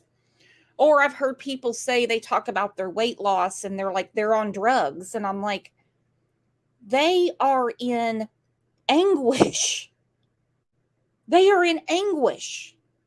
When my mother was sick with cancer and she passed away, I mean, I dropped like 25 pounds because your anxiety will just eat at you. Well, and your nervous system's running like that, your body just shakes and quivers all the time. It doesn't go into a state of calm or relaxation or rest. You don't have the same cycles of active and rest that normal, healthy people that are not going through daily trauma have. So even when you do eat something, it just literally like dissipates away and burns off to nothing. Like you're not actually getting nutrients from anything because you are constantly like that. Horrible. Through the day-to-day, they use hope. He's coming home. Hope that Michael will be found. Strength with law enforcement and our community members and our family. All of us standing strong that none of us are going to stop. Not a single one of us will stop. Michael is going to come home. Law enforcement continue to tell the public they are working around the clock to find the missing boy. We haven't stopped. Every day we have unfinished business, and I'll tell you that every day is an anniversary of the disappearance from Michael Vaughan for us. Michael went missing from his neighborhood on July 27, 2021. Investigators have narrowed down the time frame of his disappearance to between 6:40 to 7 p.m. that night. Our investigation remains intense and strong. Okay, let's talk about this. I'm not being grim, But between 6:40 and 7 o'clock, Tyler was seen outside looking for Michael. He called Brandy at work. 911 was called. So that's 20 minutes. Why would anybody in their right mind believe that in 20 minutes, Tyler or Brandy, who was at work, this is from law enforcement. They have the case file. They've done the investigation. I'm sure it's been a lot. Who would think that in 20 minutes you could kill your child, clean up to the point where there's no DNA in the house, get rid of your child in 20 minutes with not even leaving the neighborhood? He was seen out looking around for Michael. Do you want to weigh in on that, Lana? Yeah, I do, because I was thinking as you were speaking and saying that, you know, even giving grace to anyone who initially may have believed that Tyler could have done something within that window, because it did take a while for law enforcement to tighten that timeline window down of disappearance between 6:40 to 7. I think it was like 6:20 or 6:30 to 7:15, or it was wider, right? It was wider prior. So I you know, even giving grace, as I was saying, to that group of individuals or anyone who may have thought the parents, because of statistics, it's time for that to stop, because so much has come out since then that that line of rhetoric just needs to cease, you know. So anything having to say otherwise just needs to stop. You know, if you want to point the fingers or look into someone, look into these 4 individuals, and start asking them questions, because that's the time now, is to ask them questions, because the parents have gone through it all. You've asked it all. They've answered it all at the FBI multiple times. It's time for these people to come forward and answer the questions. Well said. And let me tell you a story. When Kat first told me about this case, I hadn't heard about it. I had not heard about this. And that's sad, because it should have been everywhere like other missing children. So when she first told me about it, the first thing, and I'm embarrassed to admit this, but it's just where my mind goes because of other cases we've seen. The first thing I did was look at the people around Michael, because 99.9% of the time, children are killed by someone that knows them directly. You know, you're going to have a grandma, a grandpa, that's kind of rare, but a mom, a dad, mom's boyfriend, there's something like that. And when I got to the time, and they hadn't even shortened the timeline yet, I said, he couldn't have done it. He couldn't have done it. There's no way. There's got to be something else going on here. And then I found an article from November of 2021 where Huff was quoted saying, every day that passes, it becomes increasingly more obvious that Michael Vaughan was abducted. And I was like, yeah, you think? Not putting Huff down, but I mean, I was just blown away by this. And then the first show I did about it, people were coming in and just pummeling me and Kat and Navalis, and we're trying to explain the timeline, and they weren't having it. And Michelle After Dark did a wonderful visual, very well researched, has a PhD in research, also was in there, you know. Yeah, exactly. And people still, you know, well, we don't really know who called 911, do we? Like, you know, because they're not going to put that out. That's going to come out when individuals are charged for taking Michael off the street that day.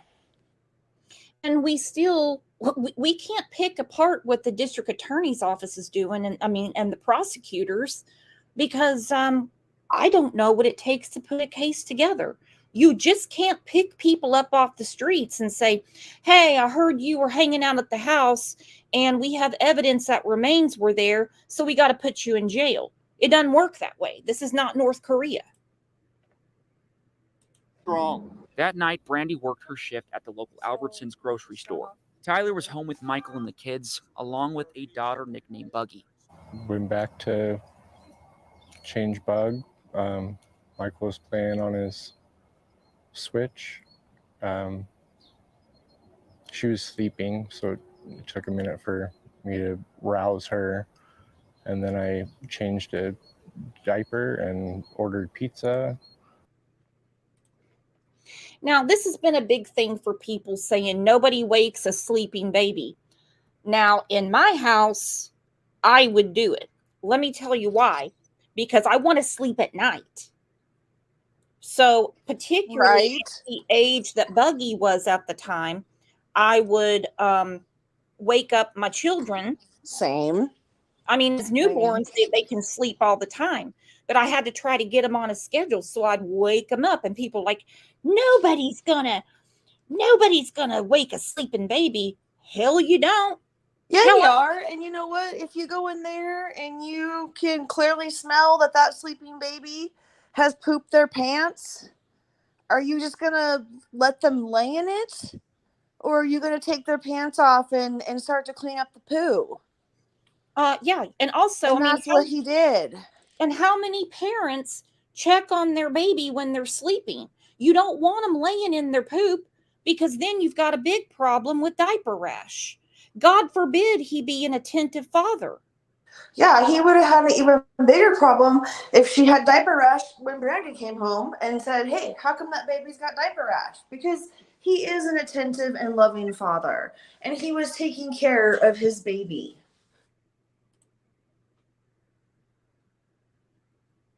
Muscle says, I did it all the time. Me too, especially with my youngest son, because he would want to sleep all day long and then he was up all night. So he would have a nap.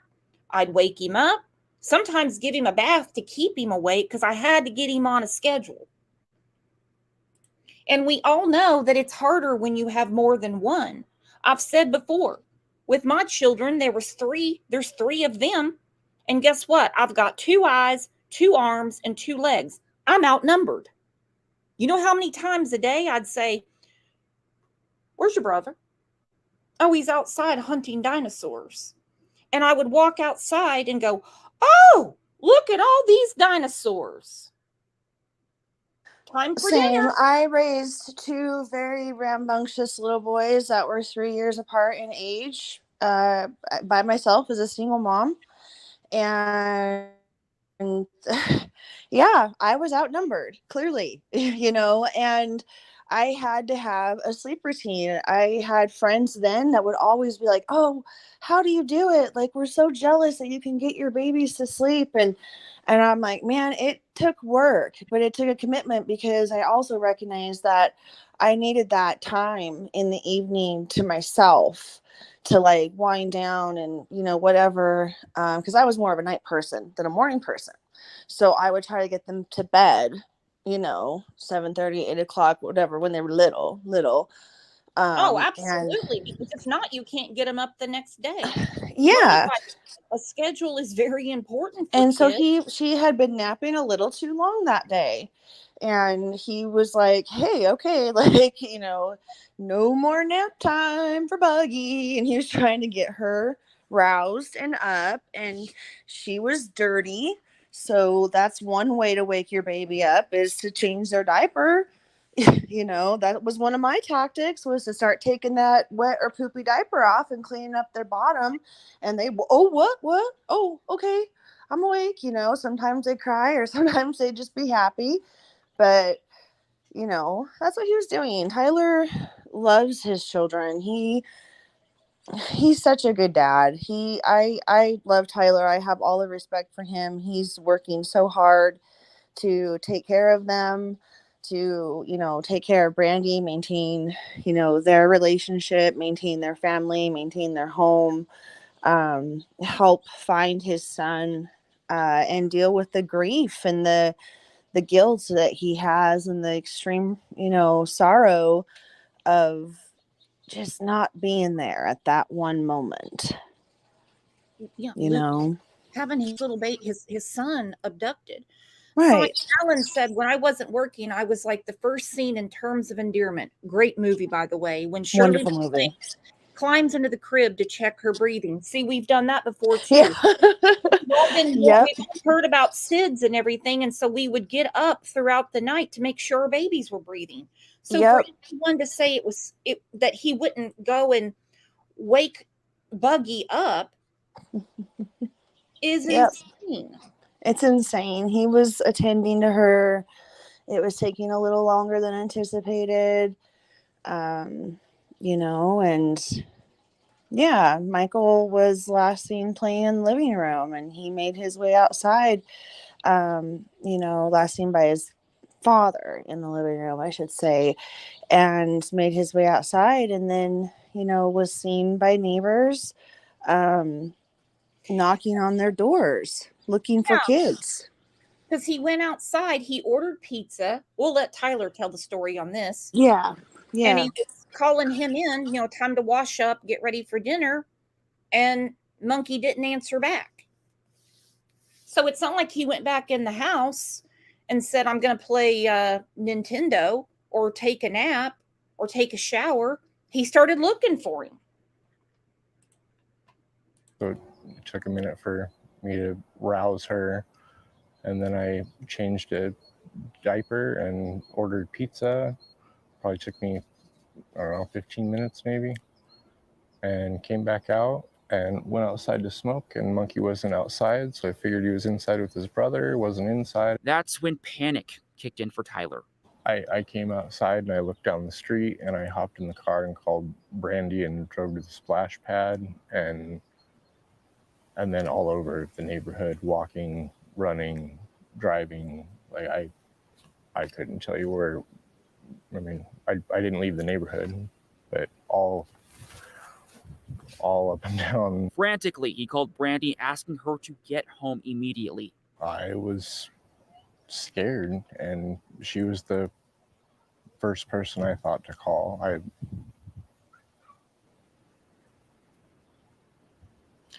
I needed her home as fast as I could because I was panicked. And this is something my husband would do. He would call me and say, I need you to get home. We have to find, one of the boys. They would never think, nobody in their mind would think they've been abducted. They've got to be out here playing somewhere. So I don't know why people pick this apart.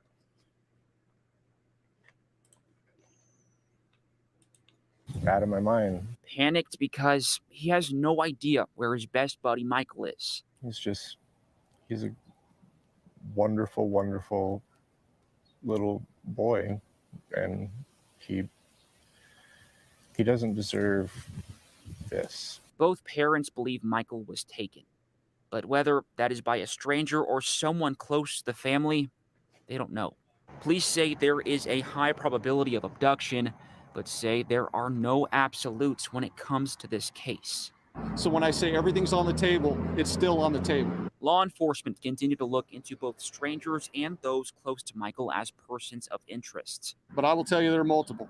But a year later, there are still no suspects.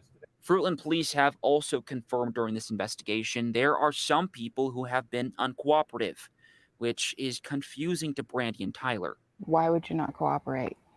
Why? You see our family, you see our children that are heartbroken. All of us are heartbroken. Law enforcement say Michael's parents continue to cooperate fully, but have not been able to clear the two because many parts of this case are, again, not absolute. And this has been explained over and over. Police, when there is an abduction, don't like to clear the parents publicly. Now, behind the scenes, they were told many times, you're not a focus. You're not a focus. You're not a focus. Right. This was explained to J.C. Dugard's mother. Yes. You're going to remain, you and your husband, because we know that J.C. was abducted. We want the abductors to think that we're focused on you. Yep. It's strategy. Because then they're going to mess up. We know you're catching shit everywhere. It was done with Sean Hornbeck's parents. We're not going to come out and publicly clear you because we want the abductor to get sloppy and think they're in the clear. Yes. It happens over and over and over again. Thank you, Brooks. That's very eloquently said, because that's really what, was going on here. They had been told behind the scenes that they were not the focus. And what was being said to us at this time, the public, was the family's being cooperative. The family's working with us. The family's not hiding anything. Those are the things that we were being told. And this news clip that you just shared was prior to Chief Huff's press conference of actually stating the family is not the focus of the investigation at this time. So, they did give us information when they could and challenge humanity to show up and, show the kind of person that you are. Do you support, people when they're going through this, innocent until proven guilty, or do you, convict them in the court of public opinion with your own emotions and opinions and whatever? And I honestly, this is just my opinion. I've never heard this anywhere. Opinion alert. I need to put up an opinion warning. I think that Chief Huff came out and publicly said they're not, because they, at that point, knew their persons of interest and they knew where the investigation, well, they already knew it was an abduction because they had stated that in November of 2021. But when things were becoming so dangerous for Brandy and Tyler, they had to do something. And it did simmer down for them, I will say, but not 100%. Just my opinion. I don't talk to Chief Huff.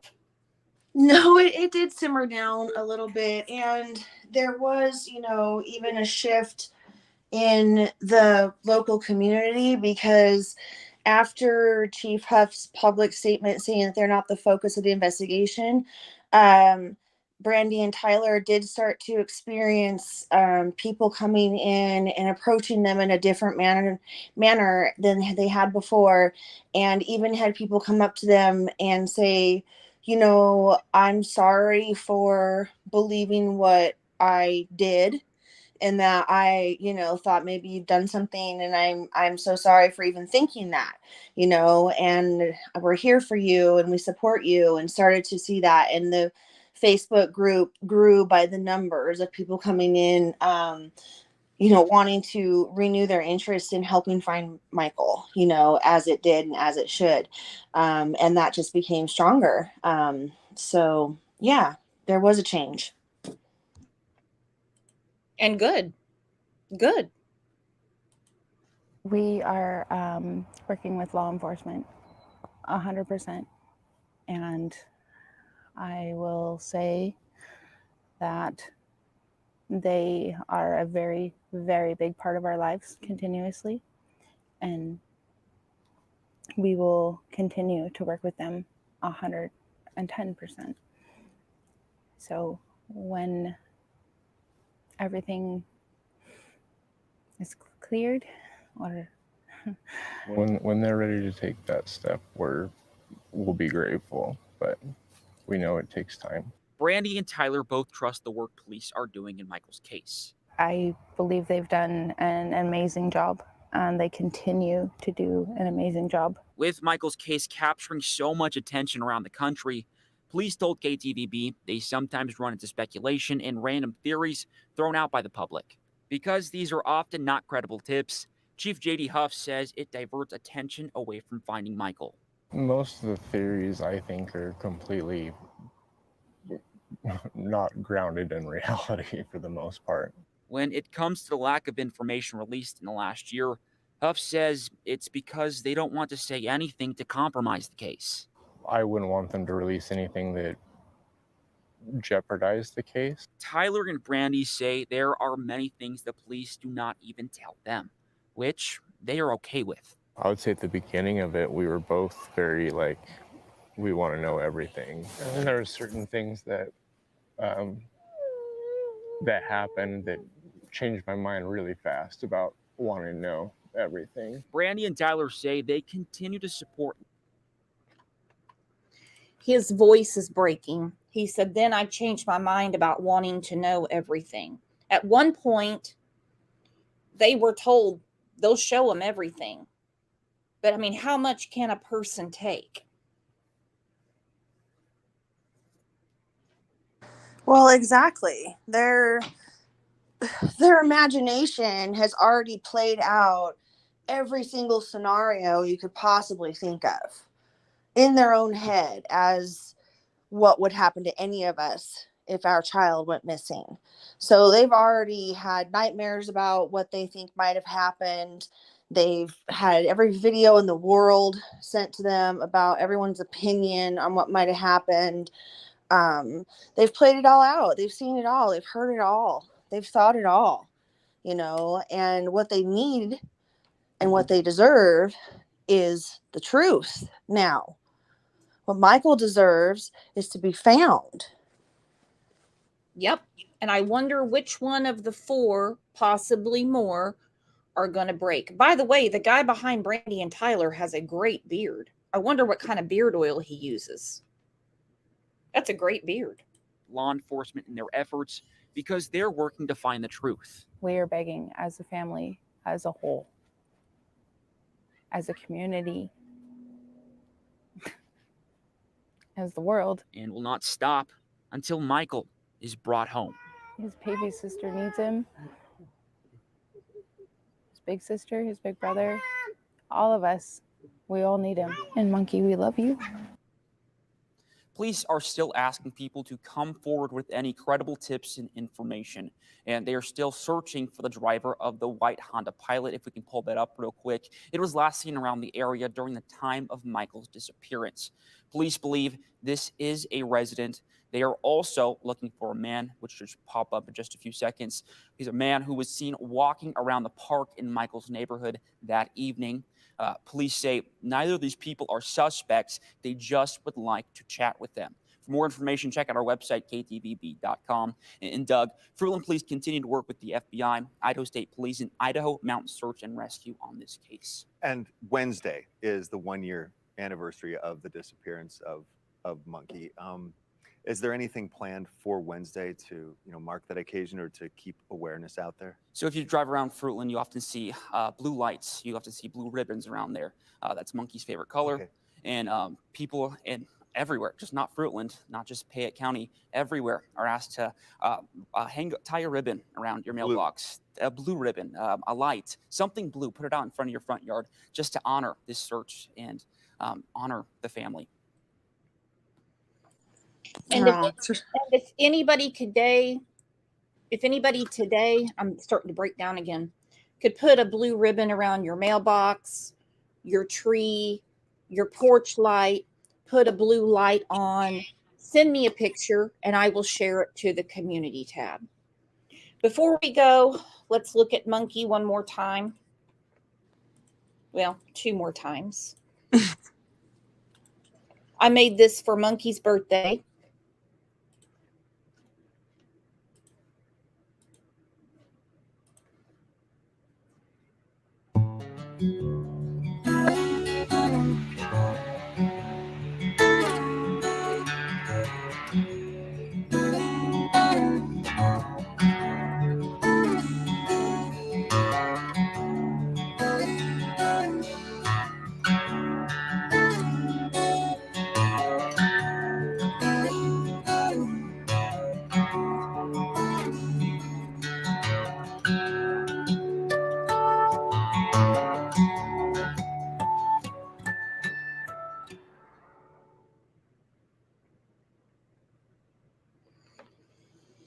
Oh, poor little monkey.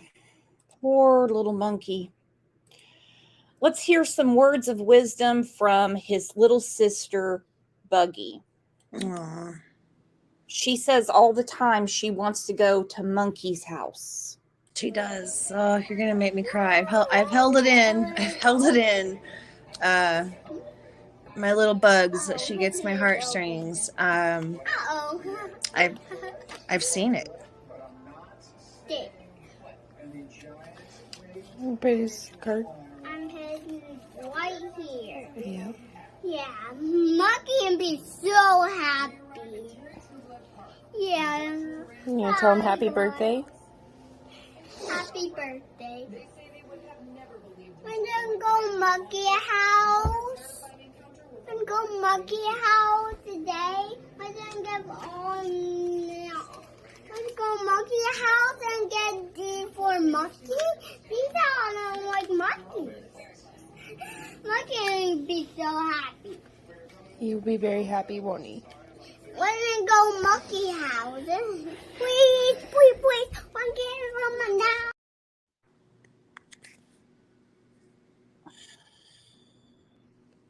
Well, hang on. Brandy wants to come up. Absolutely. Oh, yay. Brandy. Monkey's house. Yeah, it's a hard one. And this is what they live with every day. She talks to Monkey, asks to go see him, asking more questions about where he's at, and in her little toddler way, you know? Well, I mean, if as adults we can't process what's going on, imagine how it is for the other children.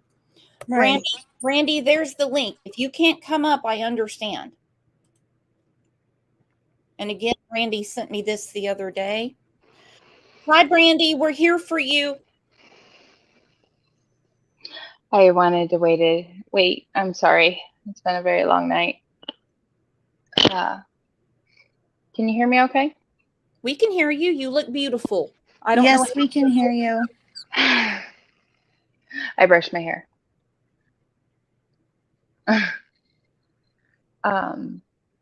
Thank you all for being here to support Michael and keep the facts out there.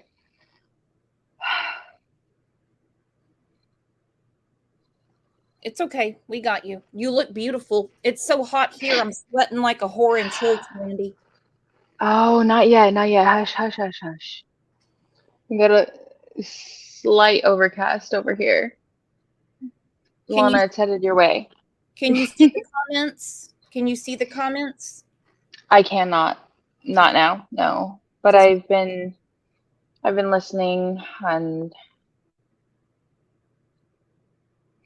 yeah, it's been a very, very long night. Buggy decided 3 a.m. was the time to get up, so.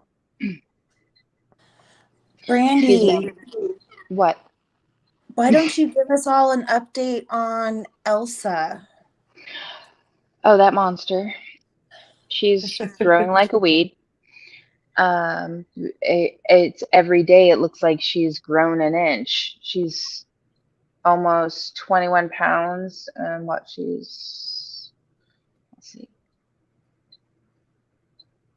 She's getting close to 4 months old. And she's as big as Bug. So,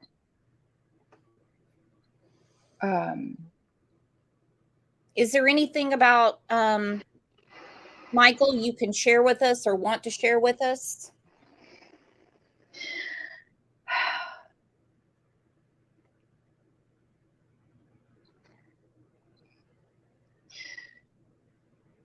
He's loved and missed, and there's a lot of times I swear when I hear Bugs, if I'm in the kitchen cooking or something, I think it's Monkey.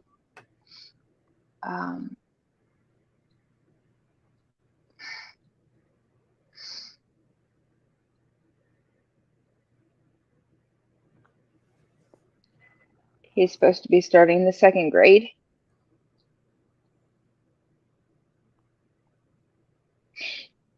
You know, he had only been 5 years old for 33 days before he went missing. 33 days. Not just a month.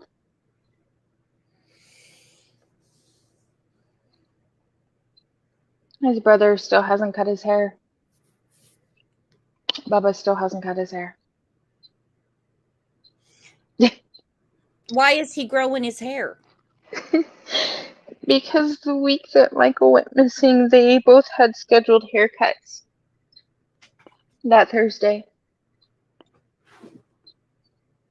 He doesn't want to go back without his brother.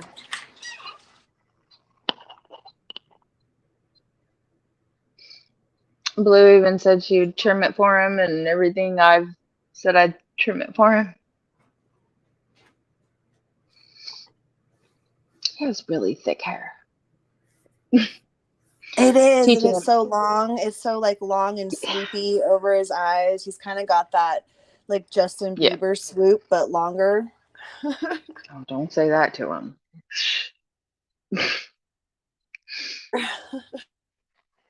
um,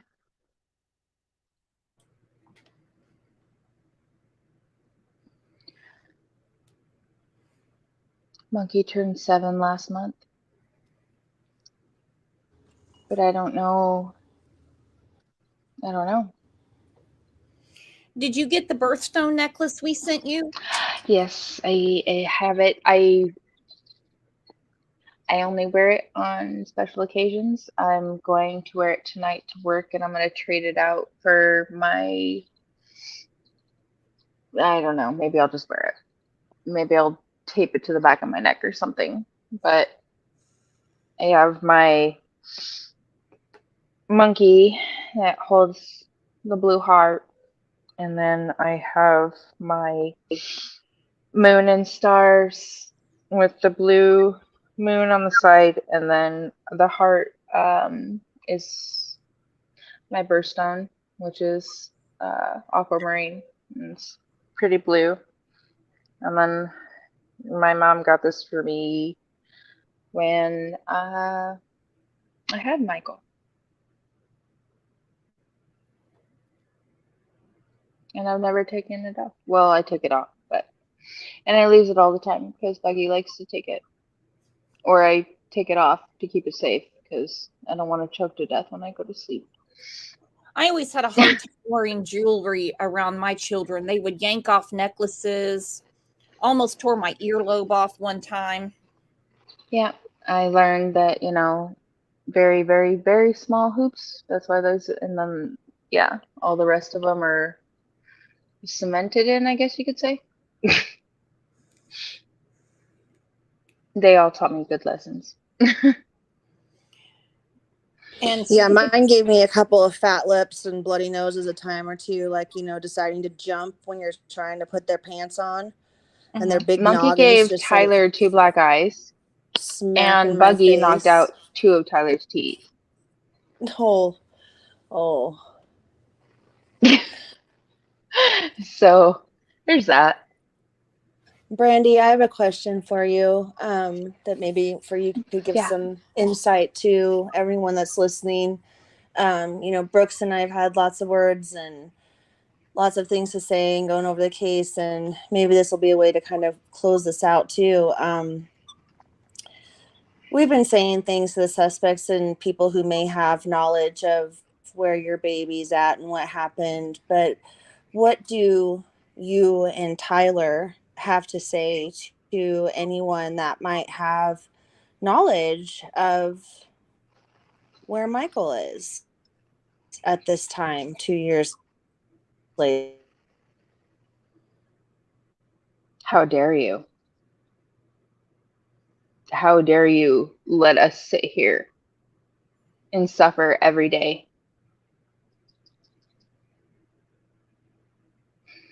And to let Michael suffer, not to be with us, to be with his family, to be where he's loved.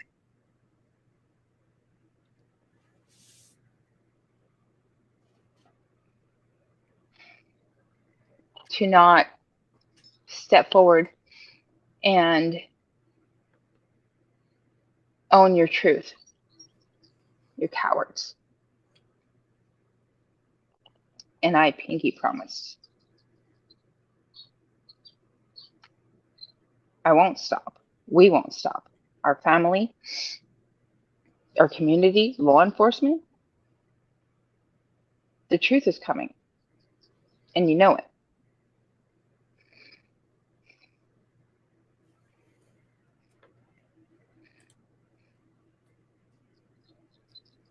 I won't give up.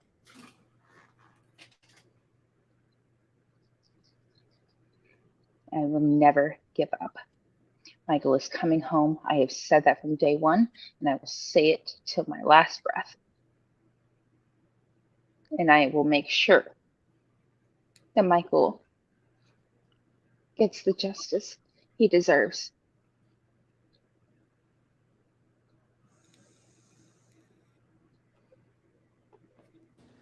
And in the words of Kyron Horman's mom, don't sleep.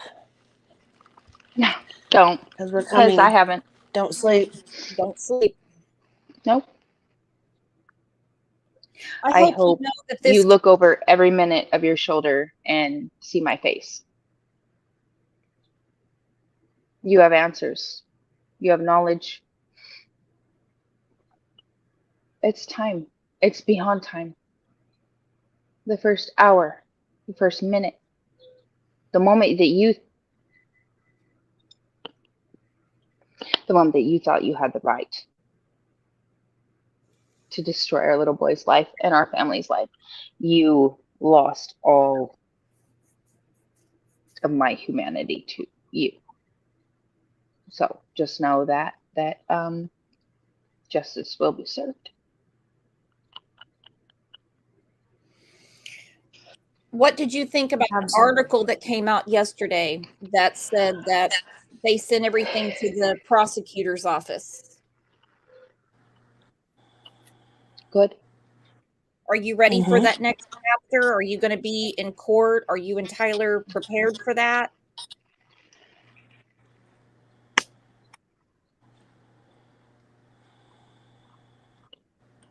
We have each other. We have our family. We have our support system. We have all of you lovely people, community, law enforcement holding us up. Yes. No. No.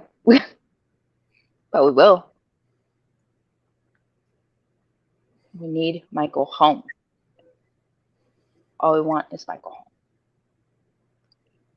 Angel said, Brandy, you're an inspiration to so many. I've had a few people reach out to me and they want to know if you're ever going to write a book. Yeah, Brandy.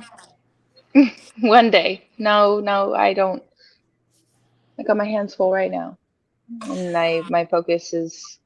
Brandy is a very prolific writer. I can say that from first experience, having been graciously gifted the opportunity to read some of her writings and passages and things that she has written to her son, or statements that she would be preparing when she wanted to say something publicly and so on. And as I've gotten to know her as an individual and now I call friend, I've learned that she's always wanted to be a writer. She's always journaled. She's always, pen to paper to work through her emotions and her thoughts and whatever. And I also get that same question, Brooke. So many people asking me if Brandy's ever going to write a book. And I fully believe there is multiple books in Brandy, not just what she's currently going through. There's other stories. There's so many things that she's experienced that I think people would love to read and would attach to and, feel connected to. It's coming. It is coming. I got other things to take care of. And who knows, maybe one of my beautiful children will write it for me. How are the kids doing?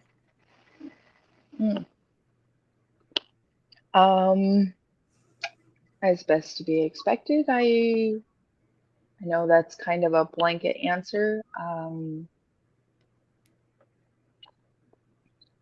They asked to spend some time away this week, which is completely understandable. Just the stress of everything and knowing, and we've all been learning about how the body deals with trauma and it remembers trauma, especially during certain times. I have not slept. I got off work last night, and yeah, I'm still up. So, but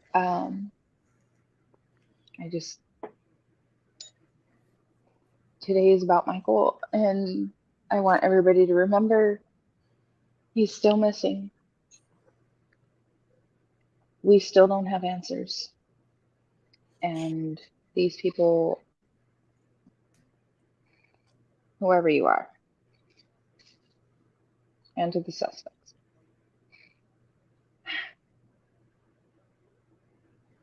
I need everybody to, if you put out a blue light or a blue ribbon, please email me a picture so I can put it on the community tab.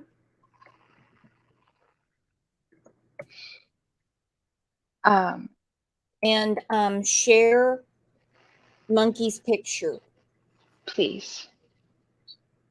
And Monkey, your beautiful face is everywhere. Still up in every store, on every street. Mama's been a little slacking, putting new ones up. My feet are a bit raw again. There's still, yeah, I mean, I see Michael's yard signs over here in Boise all the time still. There's still so much movement in the local area to show support. Local businesses, I'm going to give massive shout out to like Idaho Pizza Company. They've turned all their windows and signs before without even notifying anyone or saying anything, just doing it, like painted the windows with monkeys, and many of their signs still to this day say hashtag bring monkey home. Yep. On it. And there's so many other businesses that are like that as well. Little local mechanic shops to, doctor's offices to, locals just in their yard putting up ribbons and signs of hope and things like that. Well, and on top of that, I mean, the anonymous, like, little baskets of prayers and cards and kind words and encouragement and oh my gosh, the scrapbook. Yeah. This beautiful, beautiful scrapbook. I've always been so jealous of those people that can scrapbook. I mean, the ones that can really scrapbook. And maybe some of you are in the chat, and maybe the person who made that is here listening, but it is one of the most beautiful pieces of art. So much heart went into it. It is like the most special thing that was created for Monkey. This beautiful thing that they can put pictures and memories of him in. It was like they read my mind. They listened to me and they could hear everything about Michael and just made this beautiful, beautiful book. He's So, in yeah. here. There's here. So she? So you got our package last month. We have another one coming. I know True Crime Beat sent you something. She was hoping you would get it yesterday. Okay, I know her by another name. That's what happens on the tube. Okay, so anyways, I received a package yesterday and I didn't open it until I got home last night from work because I had been crying all day and had to go to work and focus. And so I opened it when I got home last night, and there was a notebook and there was a doggy chew toy which she ran off with. There's some little fluffy ears for Bugsy. There was a $20 gift card, which I'm going to give to Bubba and go, do the boy thing. And then there was some jewelry, some bracelets and earrings, and a very lovely card. So Tiffany wants to come up and pray for you. Is that okay? Hey, I'm gonna hop down so you can open that up to do that and just listen. Brandy, I'll connect with you later today, one-on-one, of course, over other things. And I just want to, Brooks, thank you so much. Thank you to the CLO community for everything. And your words do mean so much. And that I want to hop down and give space for all of you that want to come up and pray with Brandy or for Brandy. Thank you, Lana. Proud to know you. Keep up the good fight. Hello, Tiff. Hey, what's going on, everybody? Listen, y'all know I'm in therapy, but I had to do this. I snuck outside. Let me tell you something. It's already 99 degrees in Dallas, Texas. Do you understand me? It is hot. Hey, Brandy, you don't know me from Eve, but you my sister. And let me tell you something. I have been watching your story. When your baby went missing, I was in the hospital, so I just got a chance to start catching up, and Brooks has kept me, in a loop of things. And let me tell you something, honey. I am a mama too of a boy. I'm a boy mom just like you. And I am so sorry. I am so sorry that somebody thought that they were bold enough to come in and invade your baby's space. I am so sorry. And I want you to know that I'm a believer. And I don't know if you are, but let me tell you something. God has brought me through so much. And I trust and I believe in him so much that I know in the bottom of my heart that he will never, ever, ever put more on you than you will ever be able to bear. He knows that you can't bear this cross alone. So that's the reason he puts you through it. That means he can bring you through it. And so I'm in therapy right now, but everybody that don't mind, I just want to give you a word of prayer, baby, and a word of encouragement, Brandy. And I want to tell you, honey, you are beautiful. God loves you. He sees your heart. He sees how you mother your children. It's nothing that you could have done to prevent this tragedy. For whatever reason, God is in control. For whatever reason, things had to happen this way. We don't know why. We don't know how. But let me tell you something, honey. It was nothing you or Tyler could prevent. It's something that God had already ordained. It's something that God already knew that he was going to have to do. And I'm telling you, that's why you cannot bear this cross alone. And so, Father God, in the name of Jesus, God, we just want to first say thank you, God. We want to say thank you for another day. God, we want to thank you for another day's rising. And Father, we want to thank you for even bringing Michael into Brandy and Tyler's life, Father, because these kids belong to you. They're yours first. You just give them to us to borrow and raise because you trust us enough to bring them up in the way that you should go. So God, we just want to thank you for Mike. We want to thank you for all the kids first because they're not ours anyway. You just trust us enough to get them here. And so, God, for whatever reason, somebody, a demon, a devil, whatever reason, God, you allowed this to happen. And so, God, when some people may be talking evil or talking down, God, we just say thank you. God, we thank you for the haters, God. We thank you for the toxic, God. We thank you for all of it because it's going to get us through. And it's not going to do anything but make us stronger. And so, God, we know it's a lot of demons that walk amongst us. And so right now, I pray for covering, Father. I pray for covering over those children. I pray for covering over Brandy and Tyler and all of her kids, God, because we know the devil comes to steal, kill, and destroy. But I bind that spirit in the name of Jesus. He has no power. He has no power over this. So, God, whenever you see fit, it's not our will, but it's your will. We know you got Michael safe. Wherever he is and whatever his condition, we know that you have him right in the palm of your hands. And so for that alone, God, we don't know where he is, but you do. So for that, God, we say thank you. And so, Father, the last thing I want to ask, God, if it's not too much, Father. And before I ask you, God, if it's anything in me that is not like you, I ask you to remove it. But right now, I'm stepping in for my sister, Brandy, God, because she's not strong right now. So I am. So I'm stepping in for her. In the midst of my therapy, in the midst of everything in this hospital, I'm in this heat. I'm stepping in for my sister because she needs me. So, God, I'm asking you to give her peace. God, that surpasses all understanding, God. Give her peace in her heart. It's a sad day, but it's a glorious day because we don't know where he is, but you do. Because you just gave them to us to buy. They're not ours. These children are not ours. They belong to you. So, God, we ask for peace. We ask for peace that passes all understanding, God. Give up Tyler peace, God. Give those children peace. That, God, whenever you see fit, whenever the timing is right, you'll bring her baby right back to her. We don't know when. We don't know how. And those that thought that this was a good idea, God, you're going to hold those accountable because your word says that you'll make a table before our enemies. So we don't know when it's going to happen, but we trust your word. And so for that, God, we give you honor, praise, glory, and everything in the name of Jesus.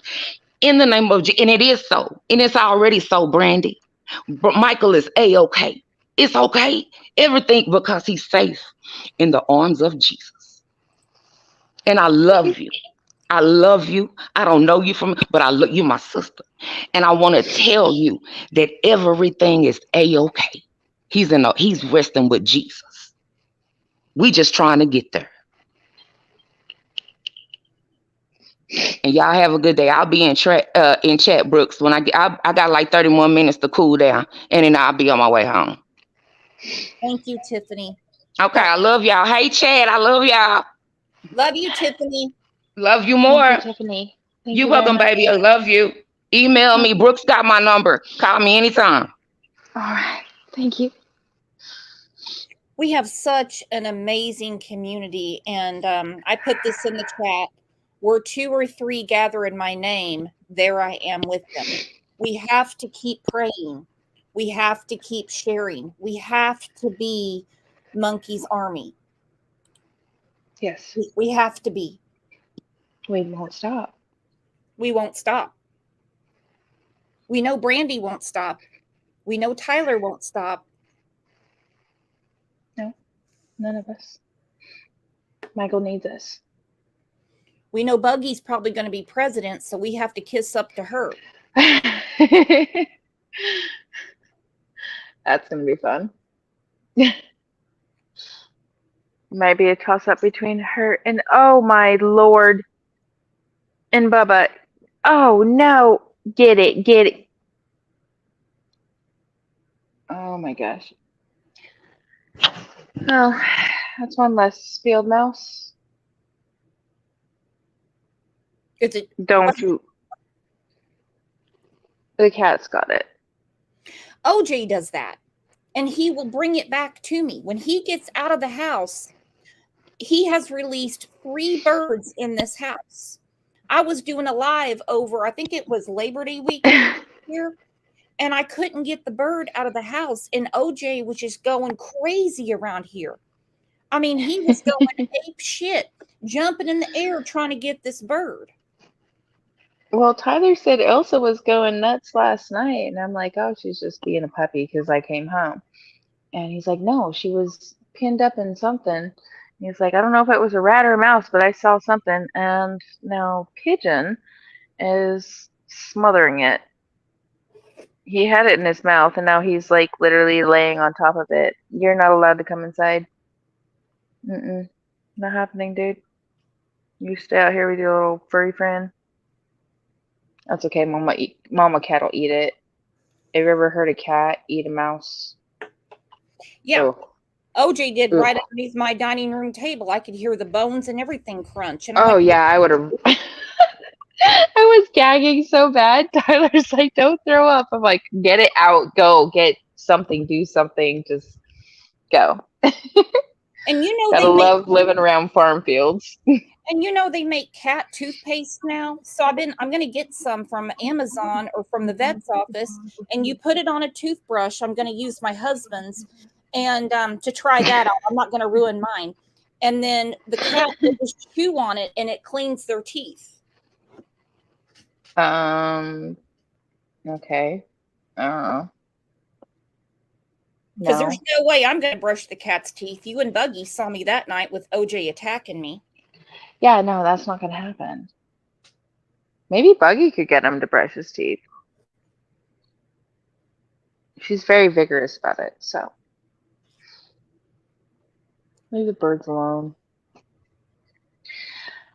Oh, excuse me. Okay. You're good. We're here.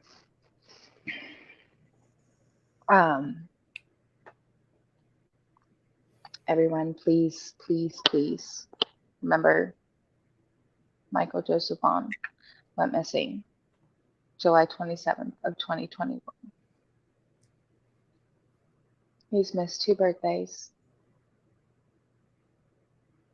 He's missed 2 Halloweens. He didn't get to start school. Michael deserves for everybody to continue putting his face out there and looking for him, please. Somebody has the answers, and they need to start talking.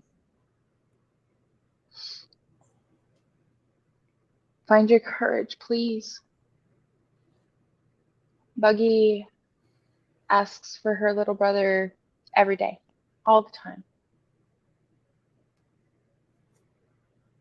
She repeatedly asked Tyler and I 3 days ago, where is Monkey? And she was talking about him, and, she pretends she's playing with him a lot of the time. A lot of her mannerisms. I don't know if it's memory or videos. Or when she picks my chin up and I have my hands in my head and I'm trying to keep it together. She picks my chin up. Why are you sad, Mama? You miss Monkey. Yes, baby. You miss Monkey every day. I miss Monkey too. She's gonna be 4 next month.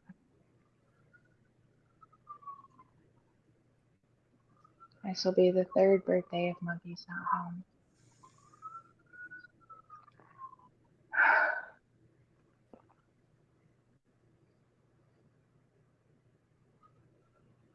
And it's important for everyone to remember, share this video so they can hear the truth. He was abducted. Yes. He was abducted. He was taken away, and it's believed that you guys have seen what law enforcement has said. I can't say the words. I'm sorry, I just can't do it. They make me sick. And my brain goes a million different ways, and that has since day one.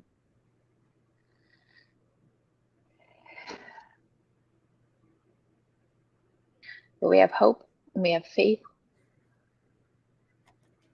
and we have strength. And the truth. So. Every parent's worst nightmare. And I just hope that you know that this community is 100% behind you and Tyler, your family. I mean, from the very first show that I covered, I told people, I said, if you have an opinion, put it in here, but we're going to talk about it. I've asked people to come debate me. They won't do it because I'm not going to go against what law enforcement's saying. They've been doing the investigation. I don't understand why you would. I don't understand why you would go against law enforcement and what they're saying and what they're trained to do. They're not sitting with their thumbs up their ears, people. I mean, just because they're not giving you a play-by-play on everything.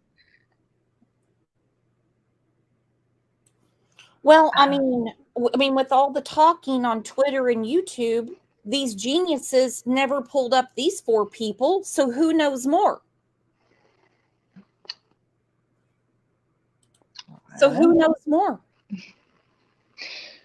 It wouldn't be the FBI or law enforcement or any other agency that's been assisting Fruitland Police Department. None of them. The judges or prosecuting attorneys or any of the people that are trained in all of this. Sorry, that is sarcasm. Just No, to be clear. I got it. No, I know. I better clarify myself. No. Come here, And Christian. if you need any help with the harassment or anything, you know, I mean, I know that you want your energies to go another place. Just let me know. There'll be a time and a place. There will be a time and a place. Because, I mean, there's attorneys chomping at the bit to take your case. They're like, anytime.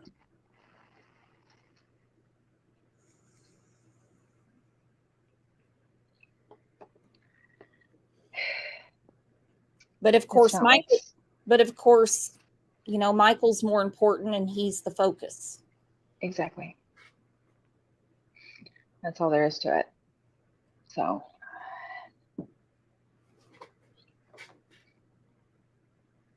there will be a day. We will bring Michael home. We will get justice for Michael.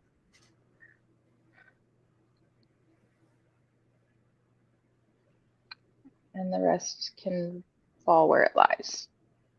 As long as my family is safe and we're all still together. And we keep pushing through every day. Little by little. And if there's anything you need, you have my phone number. We have a Discord. Anytime you want to come in and just vent, we got you. Oh, I try to do that. No, I can't do that business. I tried to do it once. I just don't understand any of it. So I'm okay. Twitter or YouTube has been enough. I thought Facebook was big, but hey, little did I know. Oh, I'm the same way with Discord, and it's my damn Discord. Go figure.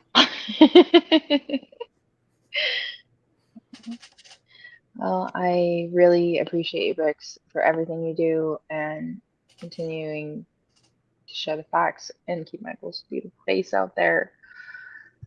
And everybody's support to our family, to Michael. I can't thank you all enough. Please know that all your kind words, prayers, your gifts to the kids, everything to Michael, it's all here. All of it, every last bit of it. One day I'll find the energy to thank everybody in person. I promise. I think you've already done it. I think you've got enough on your plate. All right, everybody, let's light the chat up with blue hearts, Brandy Strong, bring Monkey home. I love you, Brooks. I'm going to drop down.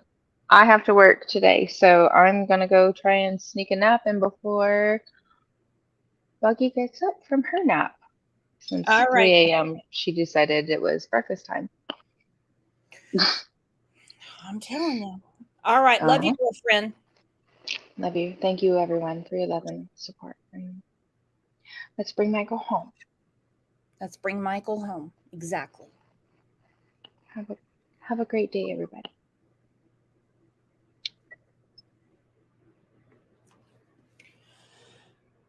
Let's share his pictures, the missing flyer, whatever social media you use.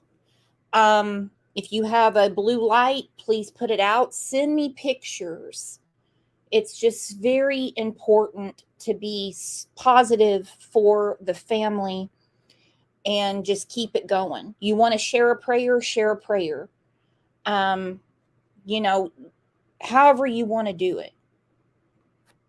Because Michael, he needs to be home. What is that, monkey? Bear. What is that? Hi. Hi, Bear. Hi, Bear. Hi, baby. All right, where'd he go? Oh, he went back the other way. Hi, Dad. Thank you again, everybody, for being here. You guys are the absolute best. Thank you for standing behind Tyler and Brandy, respecting law enforcement and what they have told us about the suspects.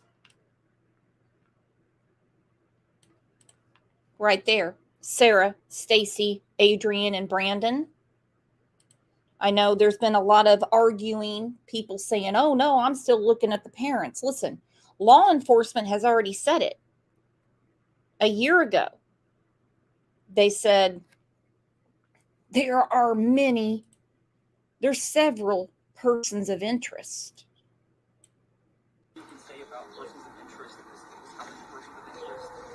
You know, I'm not going to really get into too deep on the persons of interest, but I will tell you there are multiple. Okay. Are there any people that you interviewed or searched that have been non-cooperative? Yeah, there have been.